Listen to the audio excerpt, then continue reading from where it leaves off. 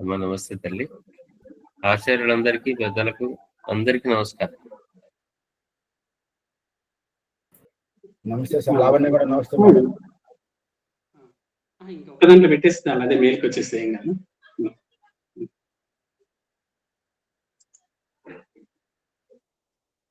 నమస్కారం సార్.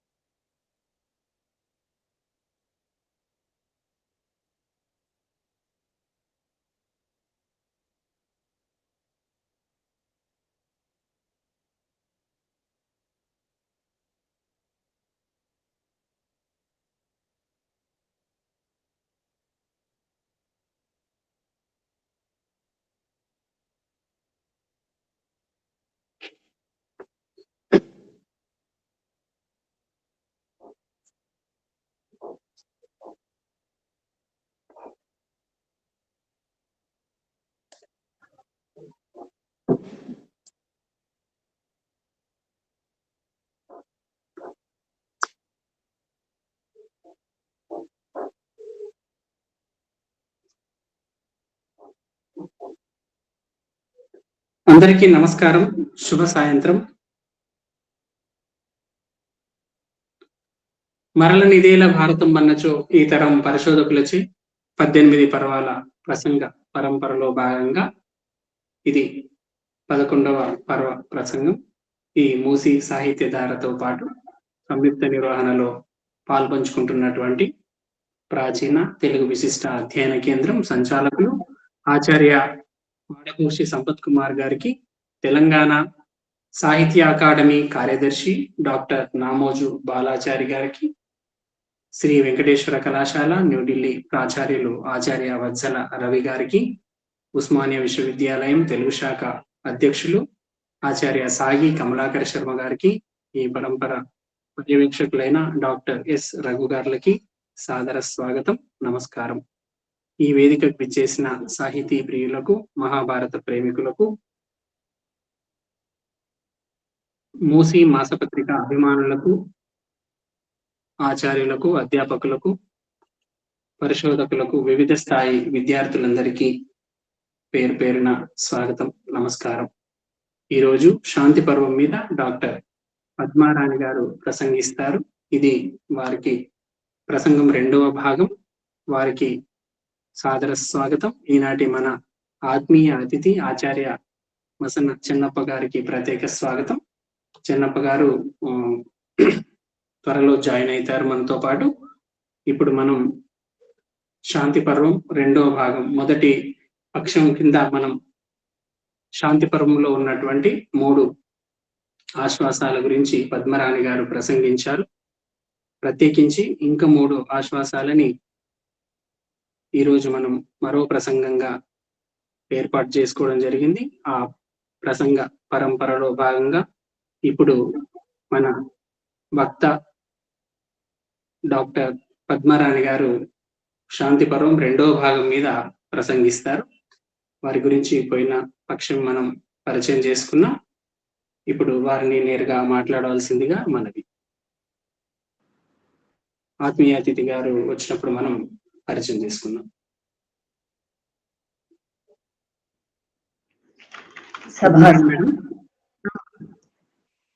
సభా సరస్వతి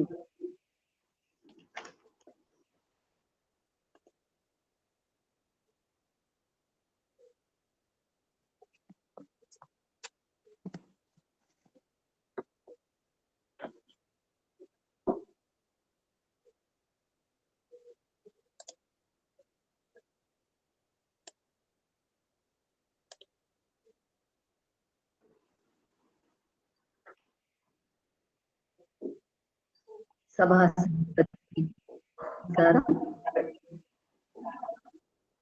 గురు బ్రహ్మ గురు విష్ణు గురుదేవో మహేశ్వర గురు సాక్షాత్ బ్రహ్మ గురవే నమః.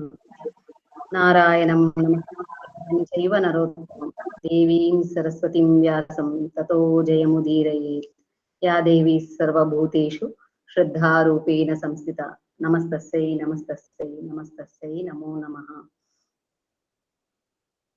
మూసి సాహిత్యధార నిర్వాహకులకు, ప్రాచీన తెలుగు విశిష్ట అధ్యయన కేంద్రం నెల్లూరు వారికి, తెలంగాణ సాహిత్య అకాడమీ వారికి, శ్రీ వెంకటేశ్వర విశ్వవిద్యాలయం తెలుగు శాఖకు,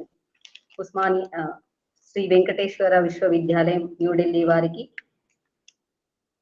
ఉస్మానియా విశ్వవిద్యాలయం తెలుగు శాఖకు నేటి ఆత్మీయ అతిథిగా ఇచ్చేసిన ఆచార్య మసన చెన్నప్ప గారికి నా వినమ్రపూర్వక నమస్కారాలు తెలియజేసుకుంటున్నాను. పర్యవేక్షకులు రఘుసారి గారికి, వేదికపై ఉన్న ఆచార్యులకు, అధ్యాపకులకు, పరిశోధక మిత్రులందరికీ పేరు పేరున నమస్కారాలు. శాంతి పర్వమునందలి విషయ సామాగ్రి సంగ్రహముగా భారతదేశపు ప్రాచీన విజ్ఞానమునకు విస్తృత భాండాగారము వంటిది అని కండవల్లి లక్ష్మీ రంజనం గారు తెలియజేశారు. సమాజంలో ఏదైతే ఉందో అది మహాభారతంలో ఉంది, మహాభారతంలో ఏదైతే ఉంది అది సమాజంలో ఉంది. యది హస్తి తదన్యత్ర ఎన్నే హస్తి కుత్రచిత్ అనే ప్రశంస శాంతి పర్వమునకు సరిగ్గా సరిపోతుంది. మొదటి 3 ఆశ్వాసాలలో ధర్మరాజు వైరాగ్యం, సోదరులు శ్రీకృష్ణుడు, వ్యాసనారదాది మహర్షుల హితబోధ, భీష్ముడు అంపశయ్యపై నుండి రాజధర్మాలను గురించి వివరించడం వరకు తెలుసుకున్నాం. మిగతా 3 ఆశ్వాసాలలో మోక్ష ధర్మం, ఆధ్యాత్మిక ధర్మం, లౌకిక నీతులు తదితర అంశాలను తెలుసుకోవాలి. ఇక్కడ మహాభారతం పైన వచ్చిన వివిధ రచనలను చూసుకున్నట్లయితే, తిక్కనార్యుడు మాతృకం యొక్క ఉద్దేశము మేకవాక్యత చెడకుండా పాఠకుల కింపైనట్లు తన కర్తవ్యమును నిర్వహించెను అని శ్రీ కురుగంటి సీతారామాచార్యుల గారు ఆంధ్ర మహాభారతోపన్యాసములు అనే దాంట్లో తెలియజేయడం జరిగింది. అదే కాకుండా మహాభారత ధర్మశాస్త్ర వచనములు అని శ్రీ కొండేపూడి సుబ్బారావు గారు, తర్వాత తిక్కన కావ్యశిల్పము డాక్టర్ కేతవరపు రామకోటి శాస్త్రి గారు, లక్ష్మీపతి సోమయాజులు మహాభారత కూలంకష వ్యాఖ్య రాయడం, తర్వాత నీలకంఠుని భారత భావదీపిక, అర్జున మిశ్రుని భారతార్థ దీపికలలో శాంతి పర్వం యొక్క ప్రాశస్తం కలదు. ఉస్మానియా విశ్వవిద్యాలయం గారు మహాభారత పీఠికలు దాంట్లో కూడా శాంతి పర్వ పీఠిక గురించి చాలా చక్కగా వివరించడం జరిగింది. పోయిన వారంలో మనం 53 ప్రశ్నల వరకు ఉన్న రాజధర్మాన్ని గురించి తెలుసుకున్నాం. ధర్మరాజు ఇక్కడ శాంతి పర్వం 4వ ఆశ్వాసంలో 54వ ప్రశ్నతో మొదలై 115వ ప్రశ్నతో శాంతి పర్వం ముగుస్తుంది. ఈ ప్రశ్నలో సమాధానాలు ధర్మరాజుకు మాత్రమే చెప్పినవా? కాదు. కాలానుగుణంగా నేటికి అంటే ప్రతి వర్తమానానికి ఉపయోగపడే విధంగా నేడు మనం మాట్లాడుకుంటున్న political science, science and technology, communication, space science, తర్వాత స్పిరిచువల్ నాలెడ్జ్, న్యాయశాస్త్రం తదితర అంశాలన్నింటినీ కలగలిపి ఒక చోట రాస్తే ఎలా ఉంటుందనే విజ్ఞాన భాండాగారం ఈ శాంతి పర్వంలో భీష్మాచార్యుడు చెప్పడం జరిగింది. దాన్ని తిక్కన గారు తెలుగులో అద్భుతంగా మన కళ్ళ ముందు పెట్టారు. ఇక 54వ ప్రశ్నలో ధర్మరాజు ఇలా భీష్మాచార్యుణ్ణి అడిగాడు, ఓ పితామహ, ఇంతవరకు రాజునైన నాకు రాజోచిత ధర్మాలను చక్కగా తెలిపినావు. ధర్మమేదో, తర్వాత ఇప్పుడు నేను ఈ సకల భూజనులకు గొప్ప మేలును కలిగించగలిగే ధర్మమేదో దానిని తెలుసుకోవాలని అడుగుతున్నాను. ఏది సర్వోత్తమమైన ధర్మం అని అనగానే భీష్ముడు ఇలా చెబుతున్నాడు. విను అనేక విధంబుల విస్తరించు ధర్మముఖండుందలప నిష్ఫలంబుని ఆత్మ మోక్షవలంబి అయిన ధర్మముత్తమండ్రు తత్వజ్ఞులదిపా. ఓ రాజా, ధర్మము అనేక విధములుగా ఉన్నది. అన్ని ధర్మాలలో ఎంతో కొంత వైవిధ్యం ఉన్నప్పటికీ అవి సత్ఫలితాలను ఇచ్చేవి. దేశకాల పరిస్థితుల యందు కొన్ని సందర్భాలలో కొంత భేదం ఉండవచ్చు, కానీ ఆ ధర్మాన్ని ఆచరించడం ద్వారా దాని ఫలితాన్ని మానవుడు పొందుతాడు.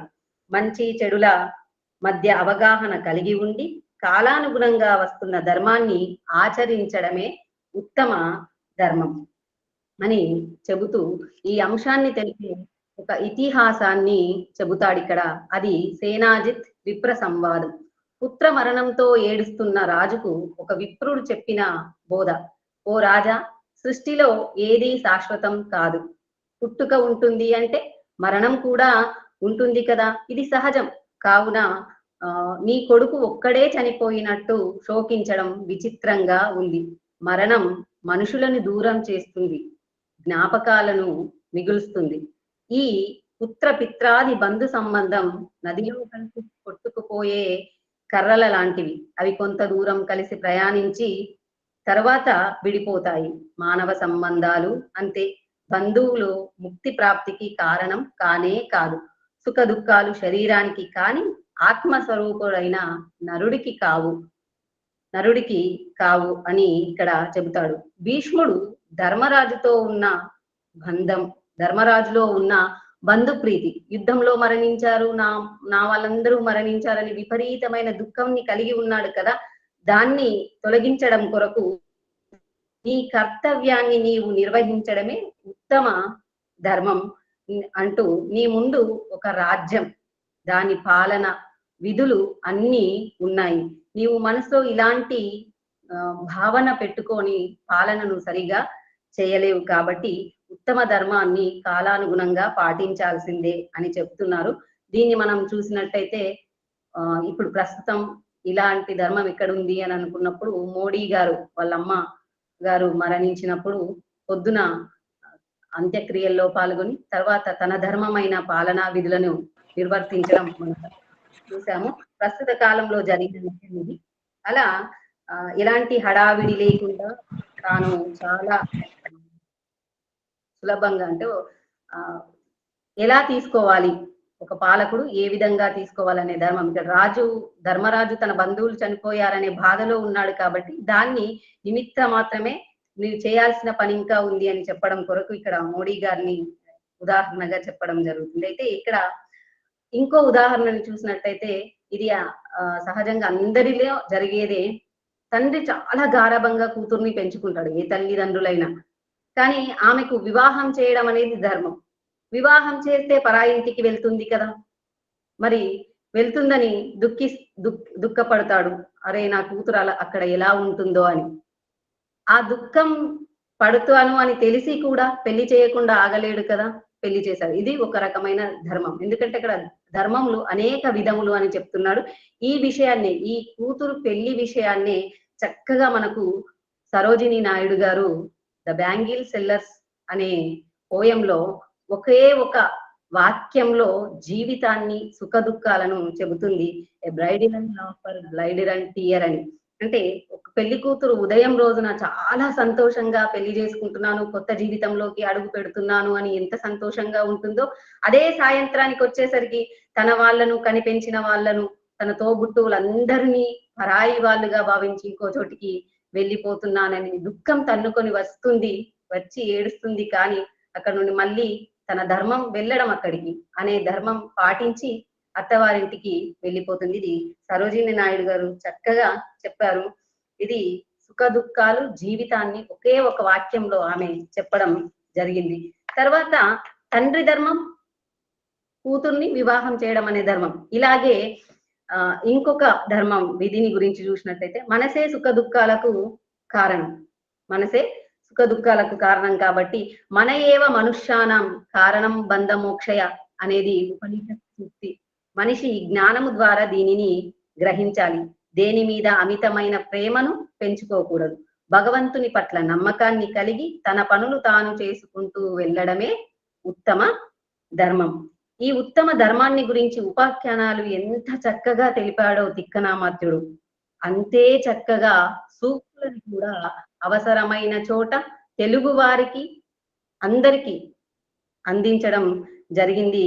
ఇది ఒక చక్కని సూక్తికి ఉదాహరణగా ప్రతి వారి జీవితంలో నేటికి అనుసరించదగినదిగా ఉన్న ఒక పద్యాన్ని ఇక్కడ చెప్పాడు ఉత్తమ ధర్మం గురించి.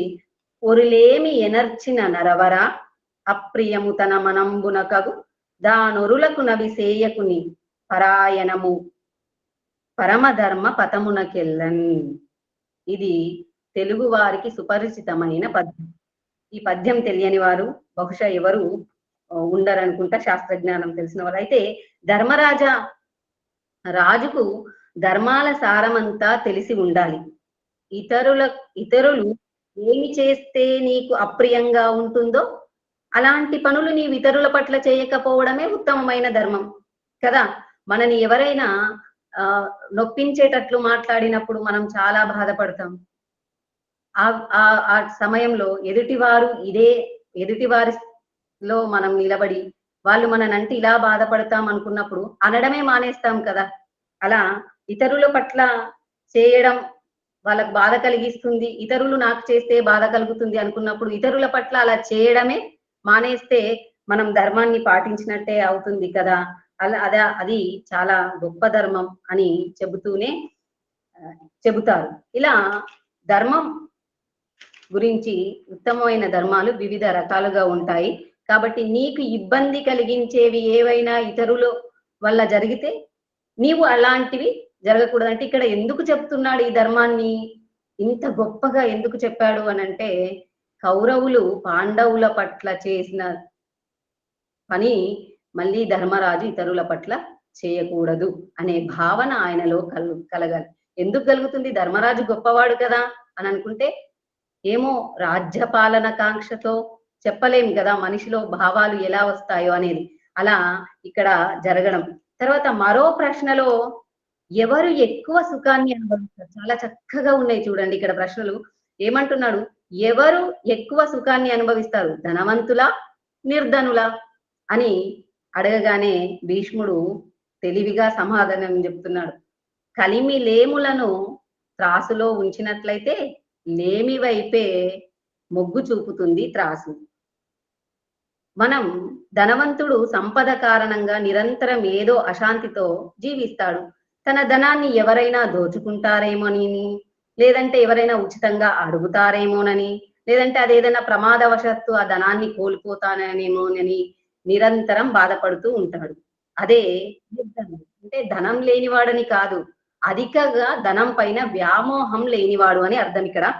కాబట్టి ఆ అక్రమార్జన చేసిన వాడికి అశాంతే మిగులుతుంది, ప్రశాంతత అనేది కరువవుతుంది. నిర్ధనుడికి అంటే ధనం పైన వ్యామోహం లేని వాడికి ఎలాంటి భయము ఉండదు, చాలా ప్రశాంతంగా ఉంటాడు. కాబట్టి నిర్ధనుడు ఉన్నదానితో తృప్తి పడుతూ తనకిది కావాలనే కోరిక గాని ఇతరులకు ఉంది అనే పోలికలు గాని లేకుండా చక్కగా అందరితో కలిసిపోతూ సంతోషంగా జీవనాన్ని గడుపుతాడు. అక్రమార్జన చేసిన వాడు ఎప్పటికైనా ముప్పునే తెచ్చి పెట్టుకుంటాడు, సుఖాన్ని ఇవ్వదు, పైగా అహంకారాన్ని గర్వాన్ని కలిగించేదిగా ఉంటుంది. ఇక సొంత వారిని కూడా అనుమానించే స్థాయికి వెళ్ళిపోతాడు, దిగజారిపోతాడు. కావున అనవసరమైన అత్యాశతో ధనార్జన చేసేవాడు సుఖాన్ని పొందలేడు, ఇది తెలుసుకొని ధనార్జన చేయాలి సుమా అంటూ ధర్మరాజుకు మంకి అనే బ్రాహ్మణుడు విపరీతమైన ధనాశకు లోనై దుఃఖపడిన విధానాన్ని చెప్పడం జరిగింది. ఇంకో ప్రశ్న అడుగుతాడు ఇక్కడ ధర్మరాజు. ఏమని అంటే, బంధువుల కలిమి, కర్మం, జనం, బుద్ధి బలం ఈ 4 అంశాలలో నరుడికి కీర్తి తెచ్చేది ఏమిటి అని అడగగానే చక్కని వివరణతో మూలంలో ఉన్న పద్యాల కంటే ఇక్కడ తెలుగులో చాలా చక్కని పద్యం మనకు తిక్కన గారు తెచ్చిపెట్టారు. దీన్ని మనం అందరం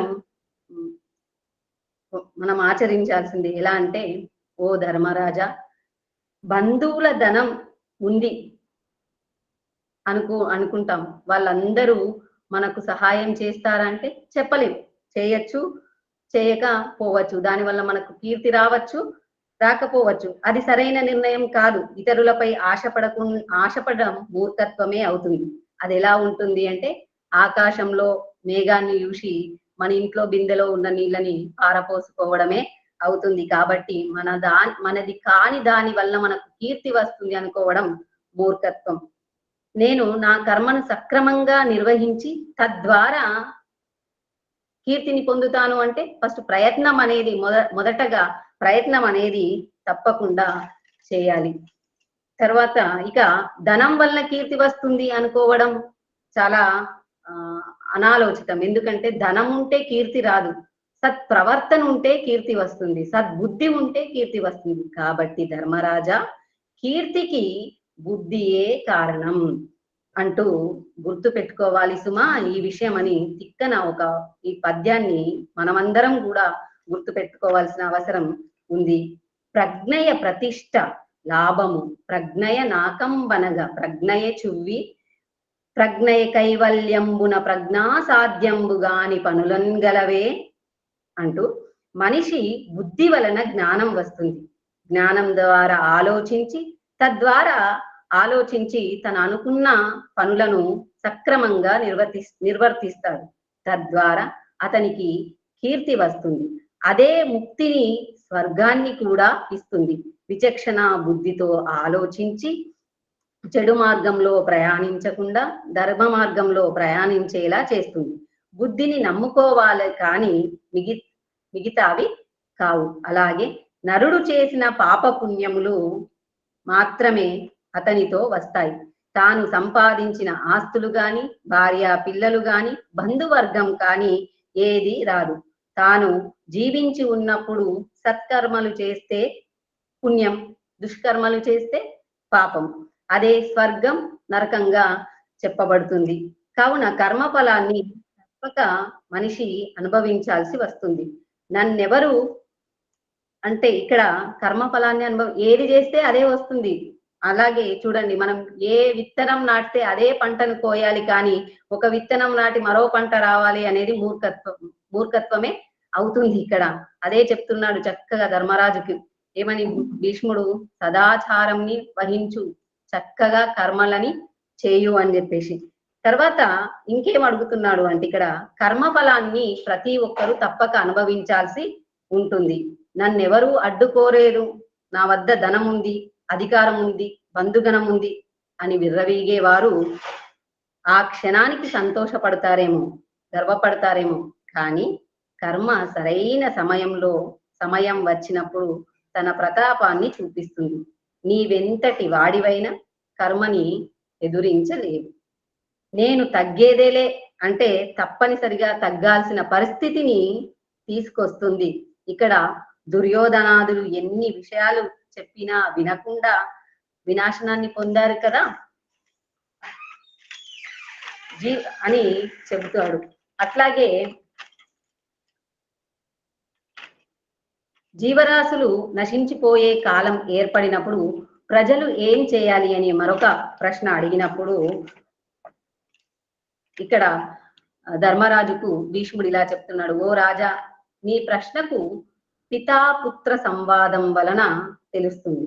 మేధావి అనే బ్రాహ్మణుడికి ఒక కొడుకు ఉన్నాడు. తండ్రితో, నాన్న, ఈ లోకంలో ప్రజల ఆయుష్ త్వరగా తీరిపోవడానికి కారణం ఏమిటి అని అడుగుతాడు. అప్పుడు తండ్రి ఇలా చెప్తాడు, నాయన, చతురాశ్రయమాలను అంటే బ్రహ్మచర్య, వానప్రస్థ, గృహస్థ, వానప్రస్థ, సన్యాసాశ్రమాలను చక్కగా నిర్వహించి ప్రశాంతంగా జీవిస్తూ మోక్షాన్ని పొందవచ్చు, మరణాన్ని ఎదురించవచ్చు అని అంటాడు. వెంటనే కొడుకు చాలా గొప్పగా, నాన్నగారు, మీరు చెప్పినట్లుగానే 4 ఆశ్రమ ధర్మాలను పాటించడం చేత మనిషి మరణాన్ని ఎదిరించగలడా? నిజంగానే మానవుడు కాలానికి లోబడి ఉంటాడా? కాలం మానవుడికి లోబడి ఉంటుందా?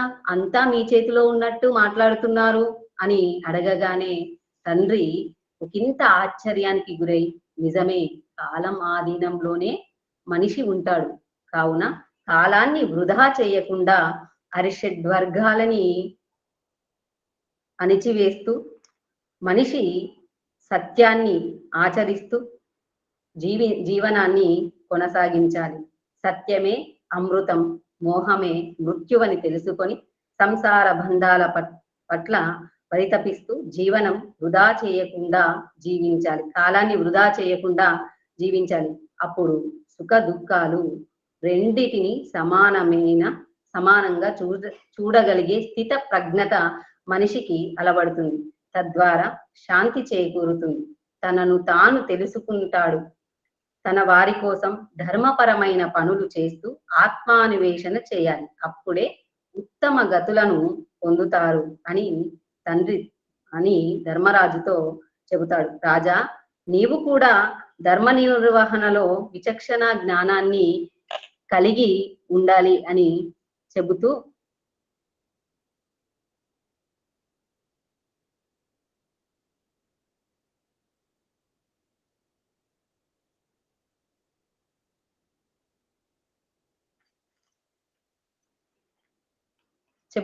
చెబుతాడు. ఈ సమయంలోనే మరొక అద్భుతమైన ప్రశ్నను ఇక్కడ అడగడం జరుగుతుంది. ఎలా అంటే, అది మనిషికి ఆచార విధులను ఎలాంటి ఆచారాలను పాటించాలి, వేటిని పాటించకూడదు అని అడుగుతాడు. అడిగినప్పుడు ధర్మరాజు చెప్పే ఈ ప్రతి అంశం నేటికి మనందరం ఆచరించాల్సిన విధులు ఉన్నాయి. ఈ పద్యం చాలా అవసరం మనందరికీ. ఎలా అంటే, ప్రతిదీ అవసరం అంటున్నారంటే అవసరమని ఇక్కడ చెప్పడం జరుగుతుంది. కాబట్టి సజ్జనులన్ దురాచారవంతుల్ దురాచారంబు కష్టత్వకారి ఎట్టు, కావున ఆచారగతిన్ వింట కడులెస్స రాజమార్గమున రచ్చ మీద మూత్ర పురుష విమోక్షంబు సేయకుమి, శుచియై వార్చి నిష్టను జలంబు సొచ్చుట, సంధ్యలు సూర్యుని సేవించుట, అర్కోదయాస్తమయముల నిద్ర ఓవకుండుట, పంచార్థ భావమొంది కడుట, అన్నంబున్ తెగడకుమి, తడిపదంబుల గలుగ నిద్ర ఓ జొరకుమి, సత్కర్మమేది నారదుడు వివరించే నాచార్య అంటున్నాడు. ఇక్కడ సత్కర్మ తిక్కన ఈ ఒక్క పద్యం ద్వారా మనుషులు ఆచరించాల్సిన విధులను గురించి చెప్పడం జరుగుతుంది. పరిసరాలతో మానవుడు ఎలా ప్రవర్తించాలి అనే విషయం ఇక్కడ చూడండి. రాచమార్గమున రచ్చ మంద మీద అంటున్నాడు. అంటే ఇక్కడ సభా ప్రాంగణములందు 10 మంది నడిచే చోట గోవులను మిగతా జంతువులను ఉంచే చోట మూత్ర పురుష అంటే మలమూత్రాలను విసర్జించకూడదు అని, తర్వాత స్నానం చేసిన తరువాతనే ఆహారాన్ని స్వీకరించాలని, ఒకానొక వేళ వీలు కాకపోతే కనీసం కాళ్ళు చేతులనైనా చక్కగా కడుక్కొని అంటే జల ప్రక్షాళన చేసుకొని తినాలని, తర్వాత సంధ్యలు అంటే సూర్యుడే ప్రత్యక్ష భగవానుడు కాబట్టి సూర్యోదయాన్ని సూర్యాస్తమ సమయాల్లో నిద్రపోకుండా, అంటే సోమరితనం, సూర్యోదయం సూర్యాస్తమయం అంటే అక్కడ ఒక పని చేయాలంటే ఆ సమయాలు చాలా ముఖ్యమైనవి. ఆ సమయాల్లో ఆ సమయానికన్నా ముందు నిద్ర లేస్తేనే మన పనులన్నీ ఆ రోజు దినచర్య సక్రమంగా కొనసాగుతుంది. కాబట్టి ఇక్కడ సోమరితనం వదలమని చెప్పడం. తర్వాత పంచార్థ భావం, వీటన్నిటి మందు సహృదయ భావాన్ని ఉంచుకొని అన్నము మీద అలగదు, అన్నాన్ని నింద చేయకుమి. ఇక్కడ చాలా ముఖ్యమైనది, అన్నాన్ని వృధా చేయకూడదు. అన్నం పరబ్రహ్మ స్వరూపం. ఈ అన్నాన్ని మనం ఈ కాలం వాళ్ళు చాలా వృధా చేస్తున్నారు. ఫ్యాషన్ పేరిట హోటల్స్ లో వెళ్ళి కొంచెం తిని మిగతా అన్నాన్ని అంతా వదిలేయడం ద్వారా ఏం జరుగుతుంది? ప్రస్తుతానికి ఏమీ జరగకపోవచ్చు. రేపటి నీ స్థాయిలోనే, అంటే నేను ఈరోజు అన్నాన్ని వృధా చేస్తే రేపు నాకు అన్నం దూరం కావచ్చు. అది ఎలా సాధ్యం? ఎందుకు దూరం అవుతుంది? మన పెద్దవాళ్ళందరూ అన్నం కష్టపడ్డరు, వాళ్ళు ఒక్క మెతుకు కూడా వృధా చేయకుండా ఉన్నారు. ఏ వ్యాధులు కూడా రాలేదు వాళ్ళకి. ఇప్పుడు అన్నాన్ని వృధా చేసి అన్నం తినాలనే కోరికున్న షుగర్ రూపంలో అన్నం తినలేం. కాబట్టి ఏ పదార్థాన్ని మనం వృధా చేస్తామో ఆ పదార్థం మనకు దూరం అవుతుంది అని ఇక్కడ చెప్పడం. తర్వాత తడిపాదముల నిద్రకు జొరకుమి, తడిపాదములతోని ఎప్పుడు నిద్రించకూడదు. ఎందుకంటే పాదాలకు బురద గాని బ్యాక్టీరియా అట్లాంటివి ఉంటే మనం అదే దాన్ని కప్పుకుంటాం, మళ్ళీ అదే ఒకరోజు కాళ్ళకు ఉంటది, ఒకరోజు మొహం వైపు ఉంటది. కాబట్టి అవి సత్కర్మ కాదు అని చెబుతున్నాడు. ఇది మనం వీటి యందు చాలా జాగ్రత్తగా ఉంటే ఏ వరల్డ్ హెల్త్ ఆర్గనైజేషన్ వాళ్ళు మనకు ఆర్డర్ ఇవ్వాల్సిన అవసరమే లేదు. ఈ విషయాన్ని మనం కరోనా సమయంలో అందరం అనుకున్న వాళ్ళమే. ఆచారాలు సాంప్రదాయాలు చాదస్తం అన్న వాళ్ళు కూడా చస్తాం బాబోయ్ అంటూ పదే పదే చేతులని కడుక్కోవడం చూశాం, చేశాం కూడా. WHO వాళ్ళు చెప్పడం కాదు, భీష్ముడు ఏనాడో ఈ విషయాలను మనకు తెలియజేశాడు. స్వచ్ఛ భారత్ లాంటి కార్యక్రమాలు కూడా ఇదే కారణం అయి ఉండొచ్చు. అందుకే ఆచార ప్రభవో ధర్మ అనే సూక్తి ఏర్పడింది.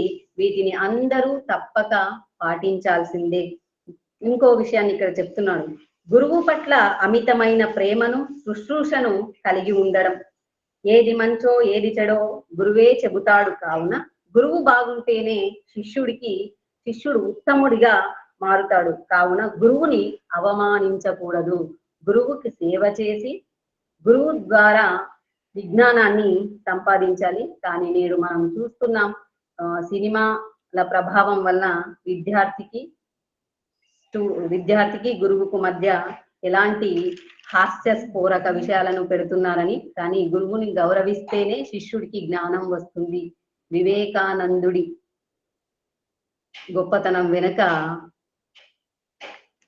రామకృష్ణ పరమహంస ఉన్నాడని మనందరికీ తెలుసు. అలాగే ఆధ్యాత్మిక విద్య అంటే ఏమిటి అని వినిపిస్తుందా అండి? హలో మేడం, వినిపిస్తుంది, చాలా బాగా వస్తుంది, చక్కగా వినిపిస్తుంది. అంటే ఏమిటి అని అడగగానే పంచేంద్రియాలను ప్రాణాయామము ద్వారా నియంత్రించాలి. లేకపోతే మనసు వాటిని ప్రాపంచిక విషయాల పట్ల వ్యామోహించేటట్లు చేస్తుంది. బుద్ధి అనే గాలం వేసి మనసును అదిమి పట్టినప్పుడు ఇంద్రియ నిగ్రహం కలుగుతుంది. తద్వారా మానవుడు ఆత్మ జ్ఞానాన్ని పొందుతాడు. ఇది ఎలా సాధ్యం అన్నప్పుడు మానవుడు ఏం చేయాలి? సద్జన సాంగత్యం చేయాలి, సద్విషయాలను గురించి తెలుసుకోవాలి. వితండవాదం ఎట్టి పరిస్థితుల్లో వితండవాదం చేసే చోట ఉండకూడదు. అప్పుడు మనిషిలో అంతర్గతంగా ఉన్న అరిషడ్వర్గాలు అణిచివేయబడతాయి. లేకపోతే అవి ఒక్కొక్కటిగా బయలుదేరి మానవుణ్ణి శాంతం ఉంచుతాయి. ఇది ఎలా అనుకుంటే ఒక చిన్న ఉదాహరణ చూసుకుంటే, ఫోన్ పట్టుకుంటాం ఈరోజు అందరి చేతిలో. ఒకప్పుడు హస్తంలో పుస్తకం ఉండేది, పుస్తకం ద్వారా మస్తకానికి విజ్ఞానం అందేది. కానీ ఈ రోజులో అరచేతిలో వైకుంఠం లాగా ఫోన్ ఉంటుంది. తెలుసుకోవడం ఎంతవరకు ఉంటుందో కానీ సమయం వృధా అనేది కూడా అంతే అవుతుంది. మనం ఒక అంశాన్ని గురించి చూస్తే దానికి సంబంధించిన అనేక అంశాలు వస్తూనే ఉంటాయి. మనిషి ఏమవుతుంటాం, దాంట్లో మునిగిపోయి ఒకటి తర్వాత చూస్తే సమయం వృధా అవుతుంది. ఆధ్యాత్మిక జ్ఞానం కాదు కదా, అసలు ఆ క్షణానికి వంట వార్పు కూడా మానేయడం జరుగుతుంది. మిగతా పనులు కూడా పోయి సమయం ఒక్కసారిగా చూసుకొని హడావిడిగా బయలుదేరుతున్నారు ఇలా. అందుకే ఏమంటున్నాడు అంటే ఇక్కడ నాకే అంతా తెలుసు అనే తమో గుణము కానీ, నా వల్లనే ఈ కార్యం జరుగుతుంది అనే రజోగుణాన్ని వదిలి, నేను తెలుసుకున్నది కొంత, తెలుసుకోవాల్సింది చాలా ఉంది అనే సత్వగుణాన్ని అలవర్చుకున్నప్పుడు మానవుడికి ఆధ్యాత్మిక జ్ఞానం, ఆత్మ జ్ఞానం కలుగుతుంది. వీటిపైన మానవుడి పరిసరాలు, ఆహార నియమాలు కూడా ప్రభావాన్ని చూపుతాయి. నేడు మానవుడు సత్వగుణాన్ని కలిగి ఉంటే చాతకాని వాడు వాడెవరిని ఏమనడు అని అనుకుంటున్నాడు. కానీ అలాంటి వాళ్ళే ఏ అలజడి లేకుండా వాళ్లకు కావలసిన విషయాన్ని, జ్ఞానాన్ని సంపాదించుకొని ఆధ్యాత్మికత వైపు, విజ్ఞానం వైపు వాళ్ళు పరుగులు తీస్తారు. మిగతా వాళ్ళు అందరూ అనవసరంగా ఇతరుల గురించి ఆలోచించి బీపీలు, షుగర్లు పెంచుకొని రజో తత్వ గుణాలకు బానిసలవుతారు. అవసరమైన చోటనే వాటిని వాడాల్సిన అవసరం ఉంటుంది అని చెబుతాడు ఇక్కడ ధర్మరాజుతో.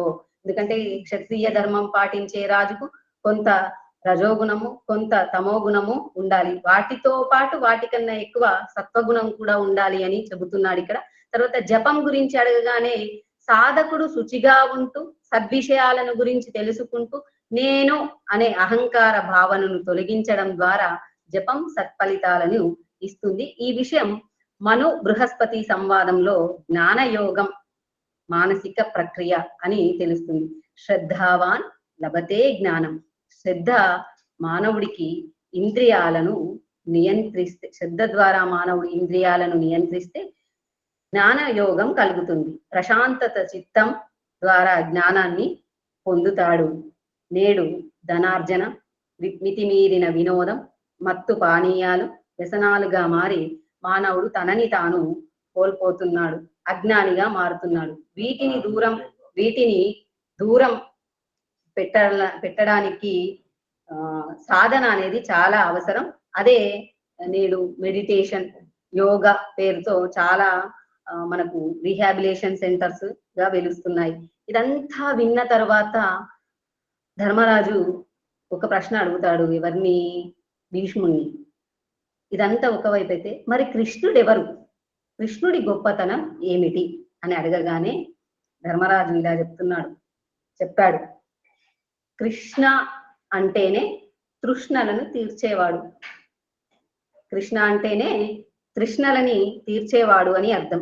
ధర్మపరమైన జీవనం గడిపే వారి పట్ల, తనను నమ్మి తన యందు మనసును లగ్నం చేసిన వారి పట్ల తన కరుణా కటాక్షాలను చూపే కారుణ్యమూర్తి, కళ్యాణ చక్రవర్తి, అంతా తానై అన్నింటా తానై ఉన్నవాడు కృష్ణుడు, కష్టాలను తొలగించేవాడు అని చెప్తాడు. ధర్మరాజు మరొక ప్రశ్న అడుగుతాడు. మోక్ష మార్గాన్ని తెలుపమంటాడు. మరి వీళ్ళందరూ ఇదంతా ఒకవైపు, మోక్షం అంటే ఏంటి, అసలు మోక్షం ఎలా వస్తుంది ఈ శరీరానికి అన్నప్పుడు, కుమారా, ఈ శరీరం 9 ద్వారాల పుణ్యపురం. ఈ పురంకి పరమాత్మ ప్రాణం, అంటే పరమాత్మ అంటే ప్రాణం అని అర్థం. ఊహాతీతమైన వ్యాప్తితో నిండి అన్ని భావాలను స్వభావాలుగా గుణాలుగా పొంది ఉంటుంది. మళ్ళా స్త్రీ పురుష భేదం అంటే జీవాత్మకు, స్త్రీయా పురుషుడా అంటే జీవాత్మ పరమాత్మ. ఆ పరమాత్మ పురుషుడు అది సత్కర్మల వలన, మనో నిగ్రహం వలన, ఆత్మజ్ఞానం వలన యోగాన్ని పొందుతాడు. ఆ పరమాత్ముడికి మరణం, జననం ఉండవు. కాలానుగుణంగా మానవుడికి అంతిమ గడియలు రాగానే చొక్కాను వదిలివేసినట్లుగా ఈ శరీరాన్ని వదిలి మరో స్థానాన్ని పొందుతాడు. ఈ నవద్వారముల నుండి ఆ తేజస్సు వెళ్ళిపోతుంది.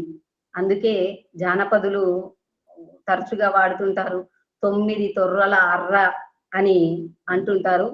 ఆ మానవుడి యొక్క ఈ పరమాత్మ గురించే కాబోలు ఇది. అయితే అదే మోక్షం.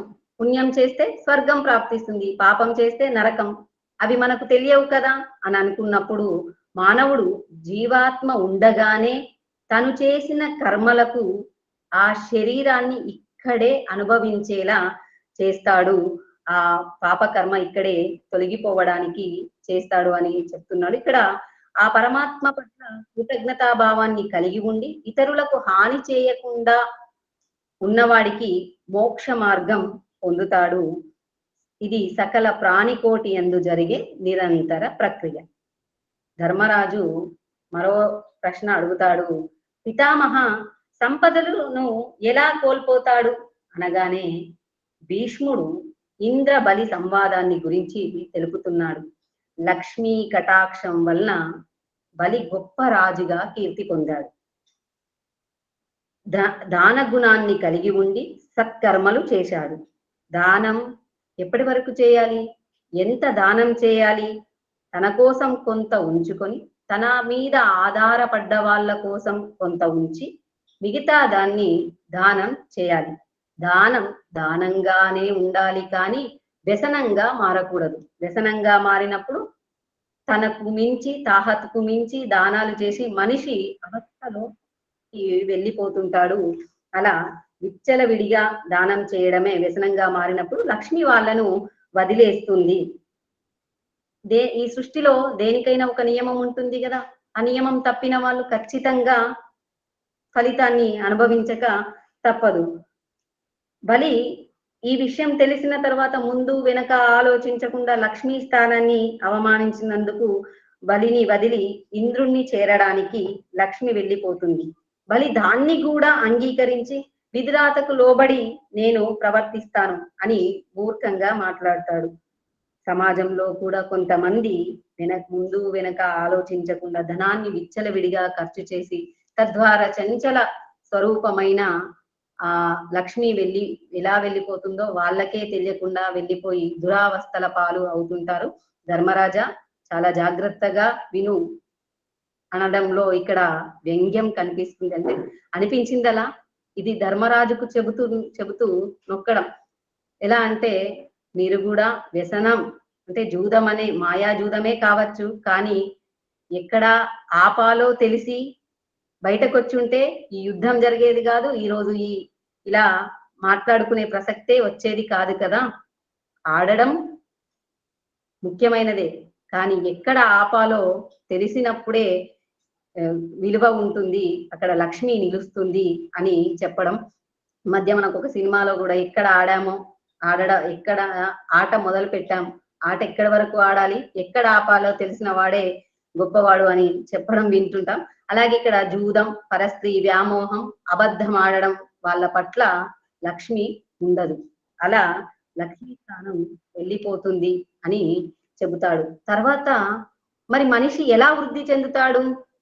ఇప్పుడు నాశనం ఇలా అవుతున్నాడు, మరి వృద్ధి ఎలా చెందుతున్నాడు అనగానే సహజంగా మనం అందరం అనుకునేది ఏంటి అంటే లక్ష్మి అనగానే డబ్బు ఒకటే కాదు. లక్ష్మి అంటే కేవలం ధనం కాదు, ప్రశాంతత, ఆరోగ్యం, తృప్తి, మంచి విషయావగాహన, సద్బుద్ధి ఇవన్నీ కలిస్తేనే లక్ష్మి. ఇందులో ఏది ఒకటి తక్కువైనా అతను పేదవాడే అని చెప్పడం. లక్ష్మీ కటాక్షం అనే ఒక సినిమాలో, పాత సినిమాలో లక్ష్మి ఎవరి వద్ద ఉంటుంది, ఎక్కడుండదు అనే దానికి ఇక్కడ తిక్కన గారు రాసిన పద్యమే ఆనవాలమైంది కావచ్చు. గురు భక్తి నిరతుల్ సురపితృ పూజ జన పరులైన సత్య భాషణంబులు అని చెప్పే పద్యం ద్వారా ఈ పాట రాసి ఉండొచ్చేమో. శుక్రవారము పొద్దు సిరిని విడువద్దు, తొలి సంధ్య మలి సంధ్య నిదుర పోవద్దు, కల్లలాడని ఇంట గోమాత వెంట మహాలక్ష్మి స్థిరముగా నుండు అనే ఒక పాట ఉంటుంది. ఆ పాటని అలాగే లక్ష్మి కూడా ఆ స్థానంలో చక్కగా ఉంటుంది. అంటే ఇక్కడ పరిసరాలను శుభ్రంగా ఉంచుకుంటే ఆరోగ్య లక్ష్మి వస్తుంది, బుద్ధి చక్కగా ఉంటే విషయలక్ష్మి వస్తుంది, ఆలోచనలు బాగైతే ఆచరణ బాగుంటే ధనం వస్తుంది వాటి ద్వారా. అలా అష్టైశ్వర్యాలు వస్తాయి. ఈ విషయాన్ని శుక్ర సంవాదంలో లక్ష్మీదేవి చెప్పిన ఇతిహాసం సద్గుణాలు కలిగిన వారిని లక్ష్మీదేవి కనికరిస్తుంది అని చెప్పడం జరుగుతుంది. ఇక్కడ ఊరికే తొలి సంధ్య మలి సంధ్య నిద్రపోవద్దు అని అనుకున్నప్పుడు కొన్ని సందేహాలు ఉంటాయి. ఈ కాలంలో ఉరుకుల పరుగుల జీవితంలో నైట్ డ్యూటీలు చేసి వచ్చి తెల్లవారి ఆ టైంకి పడుకుంటాం ఎలా అనే సందేహం ఉన్నప్పుడు కూడా లేవాల్సిన సమయానికి లేచి, అంటే కనీసం లేవగానే తన కర్తవ్యాన్ని తెలుసుకొని ప్రవర్తించాలి అని చెప్పడం కొరకు ఇక్కడ తొలి సంధ్య మలి సంధ్య అని చెప్పడం. ఎవరైతే గురువు పట్ల భక్తి, భగవంతుని పితృదేవతలను పూజించేవారు, సత్యం పలికేవారు, దానం చేసేవారు, పరస్త్రీ వ్యామోహం లేనివారు, విపరీతమైన కోరికలు లేనివారు, పగటిపూట అదే పనిగా నిద్రపోనివారు, వృద్ధులయందు బలహీనులయందు స్త్రీలయందు దయ చూపేవారు, శుచిగా ఉండేవారు వాళ్ళ వద్ద నేను ఉంటాను, రాక్షసులైనా సరే అని చెబుతుంది. ఎందుకంటే ఒకప్పుడు రాక్షసులు కూడా గొప్పగా పాటించిన వారే, తర్వాత వారిలో అహంకారం అనే భావన రావడం వల్ల వాళ్ళు లక్ష్మిని కోల్పోయారు అలా చెబుతుంది. తర్వాత ఎవరి వద్ద ఉండవు అంటే అహంకారాన్ని, గర్వాన్ని, పరస్త్రీలను, అధర్మాలను, అబద్ధాన్ని ఆడే వాళ్ళ దగ్గర నేను ఉండను, నేను ఒక్కతినే అని అనుకుంటారు. కానీ 7 కలిసి నాతో 8 అష్టైశ్వర్యాలు అంటూ బుద్ధియు, ధృతియు, నీతియు, శ్రద్ధయు, సన్నతియు, క్షమయు, శాంతి అనగా వృద్ధాశ్రకమేర్పడును వృద్ధి పద దేవతలు శృతి స్మృతుల్. ఓ ఇంద్ర, ఇక్కడ ఇంద్రబలి సంవాదంలో చెబుతుంది అమ్మవారు, ఓ ఇంద్ర, బుద్ధి, ధృతి, నీతి, శ్రద్ధ, సన్నతి, క్షమ, శాంతి ఇవి 7 నాతో కలిసి 8 అష్టైశ్వర్యాలుగా నీకు వృద్ధి కలిగి నరుడికి వృద్ధిని కలిగిస్తాను అని వేదములలో స్మృతులలో చెప్పబడినది. ఈ ఇంద్ర నారదుల మధ్య జరిగిన సంభాషణ నేడు మనం కూడా గుర్తుంచుకోవాలి. ప్రధాన అంశాలు ఇక్కడ మనకు తారసపడుతున్నాయి. నేడు అక్రమ సంబంధాలు కలిగి అక్రమ ఆస్తులు సంపాదిస్తున్న వారు వారిని కాలం రూపంలో లక్ష్మీదేవి శిక్షిస్తుంది. వారు ఎంత సంపాదించినా అనుభవించే స్థితిలో లేనప్పుడు ఆ సంపాదన ఎందుకు? రోజు మనం పేపర్లలో చూస్తుంటాం సిబిఐ దాడులు, ఈడీ దాడిలోని అక్రమార్కుల పాలిట ఎలా జరుగుతుందో. ఇది విన్న తర్వాత ధర్మరాజు మళ్ళీ భీష్ముడిని ప్రశ్నిస్తాడు. ఇప్పుడు భీష్ముడుకి ఏమడుగుతాడు అంటే, కాల నిర్ణయం ఎలా జరిగింది, కాలాన్ని ఎలా నిర్ణయించారు, ఇన్ని గడియలు ఇవన్నీ ఎలా నిర్ణయించారు అని అడగగానే భీష్ముడు ఇలా చెబుతున్నాడు, ఓ ధర్మరాజా, పరబ్రహ్మమైన వాడు, గొప్ప తేజస్సు కలవాడు ఈ కాలాన్ని నడుపుతున్నాడు. కాలమనగా నిమేషము అంటే కనురెప్పపాటు. 18 నిమేషములు ఒక కాష్ట, 30 కాష్టలు ఒక కళ, 360 కళలు ఒక ముహూర్తం. ఒక ముహూర్తం అంటే దినము. ఈ రోజుల్లో ముహూర్తము అనే మాట అర్థ సంకోచానికి చెందింది. ఎందుకంటే ముహూర్తం అంటే కొన్ని నిమిషాలకే వాడుతున్నాం, అంటే ఆ పదం అప్పుడు గొప్పగా ఉండేది, ఇప్పుడు అర్థ సంకోచాన్ని చెందడం జరిగింది. 30 ముహూర్తం ఒక నెల, 2 నెలలు ఒక ఋతువు, 6 ఋతువులు ఒక సంవత్సరం, ఒక సంవత్సరం 2 ఆయనములు, ఉత్తరాయణం దక్షిణాయనం. ఉత్తరాయణంలో పగలు అధికంగా ఉంటుంది, దక్షిణాయనంలో రాత్రి భాగం అధికంగా ఉంటుంది. మానవుడికి నెల రోజులు కలిపి పితృదేవతలకు ఒక రోజు, మానవుడికి ఒక సంవత్సరం, దేవతలకు ఒక రోజు. ఈ విధంగా యుగములు 4 12,000 ఏండ్లలో నిర్మాణమై ఉన్నాయి. కృతయుగము 17,28,000. ఇక్కడ తపస్సు, నీతి, శ్రద్ధ అనేవి ఉండేవి. త్రేతాయుగము 17,28,000. త్రేతాయుగంలో 12,96,000. ఇక్కడ జ్ఞానం అధికంగా ఉండి జ్ఞానాన్ని సంపాదించేవారు. తర్వాత ద్వాపర యుగం 8,64,000. ఇక్కడ యజ్ఞయాగాదులకు ప్రాశస్తం ఉంది. తర్వాత కలియుగం 4,32,000. ఈ కలియుగంలో మరి ఏముంది గొప్పగా అంటే దుష్కర్మాచరణము, ఏది చేయకూడదో అది చేయడం, ఏది వద్దో అది కావాలనుకోవడం, వ్యతిరేక భావనలు. కానీ దీన్ని జయించి సద్బుద్ధితో ప్రవర్తించినప్పుడు కలియుగంలో కూడా కలహాలు లేకుండా ఉండవచ్చు. మానవుడిలో దుష్కర్మాచారం, అరిషడ్వర్గాల ప్రభావం ఎప్పుడు ఎక్కువ అవుతుంది అని తెలిపాడు. ఇది వింటుంటే ఖగోళ శాస్త్రంగా ఎలా లెక్క కట్టారు, ఇదంతా ఒక స్పేస్ సైన్సే కదా, ఎలా లెక్క కట్టి చెప్పారు అని. మరలా సృష్టి ఎలా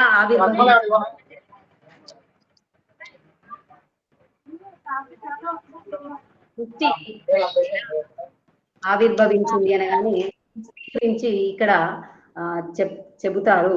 ఏమని అంటే, సృష్టికర్త బ్రహ్మలోకాలను సృష్టించాడు. సృష్టి అంటే మహత్తు. ఎవరి నుండి ఈ సృష్టి వచ్చింది అంటే, అవ్యయుడు అనంతుడైన శ్రీ మహావిష్ణువు నుండి ఒక మహత్తు పుట్టింది. ఆ మహత్తు నుండి ప్రకృతి పుట్టింది. ఆ వ్యక్తి యొక్క నాభి నుండి బ్రహ్మ జన్మించాడు. బ్రహ్మ వలన పంచభూతాలు ఉత్పన్నం అయ్యాయి. అంటే ఆకాశం, గాలి, భూమి, తర్వాత నీరు, నిప్పు, ఇలా పంచభూతములు ఆవిర్భవించడం జరిగింది అని చెబుతున్నాడు.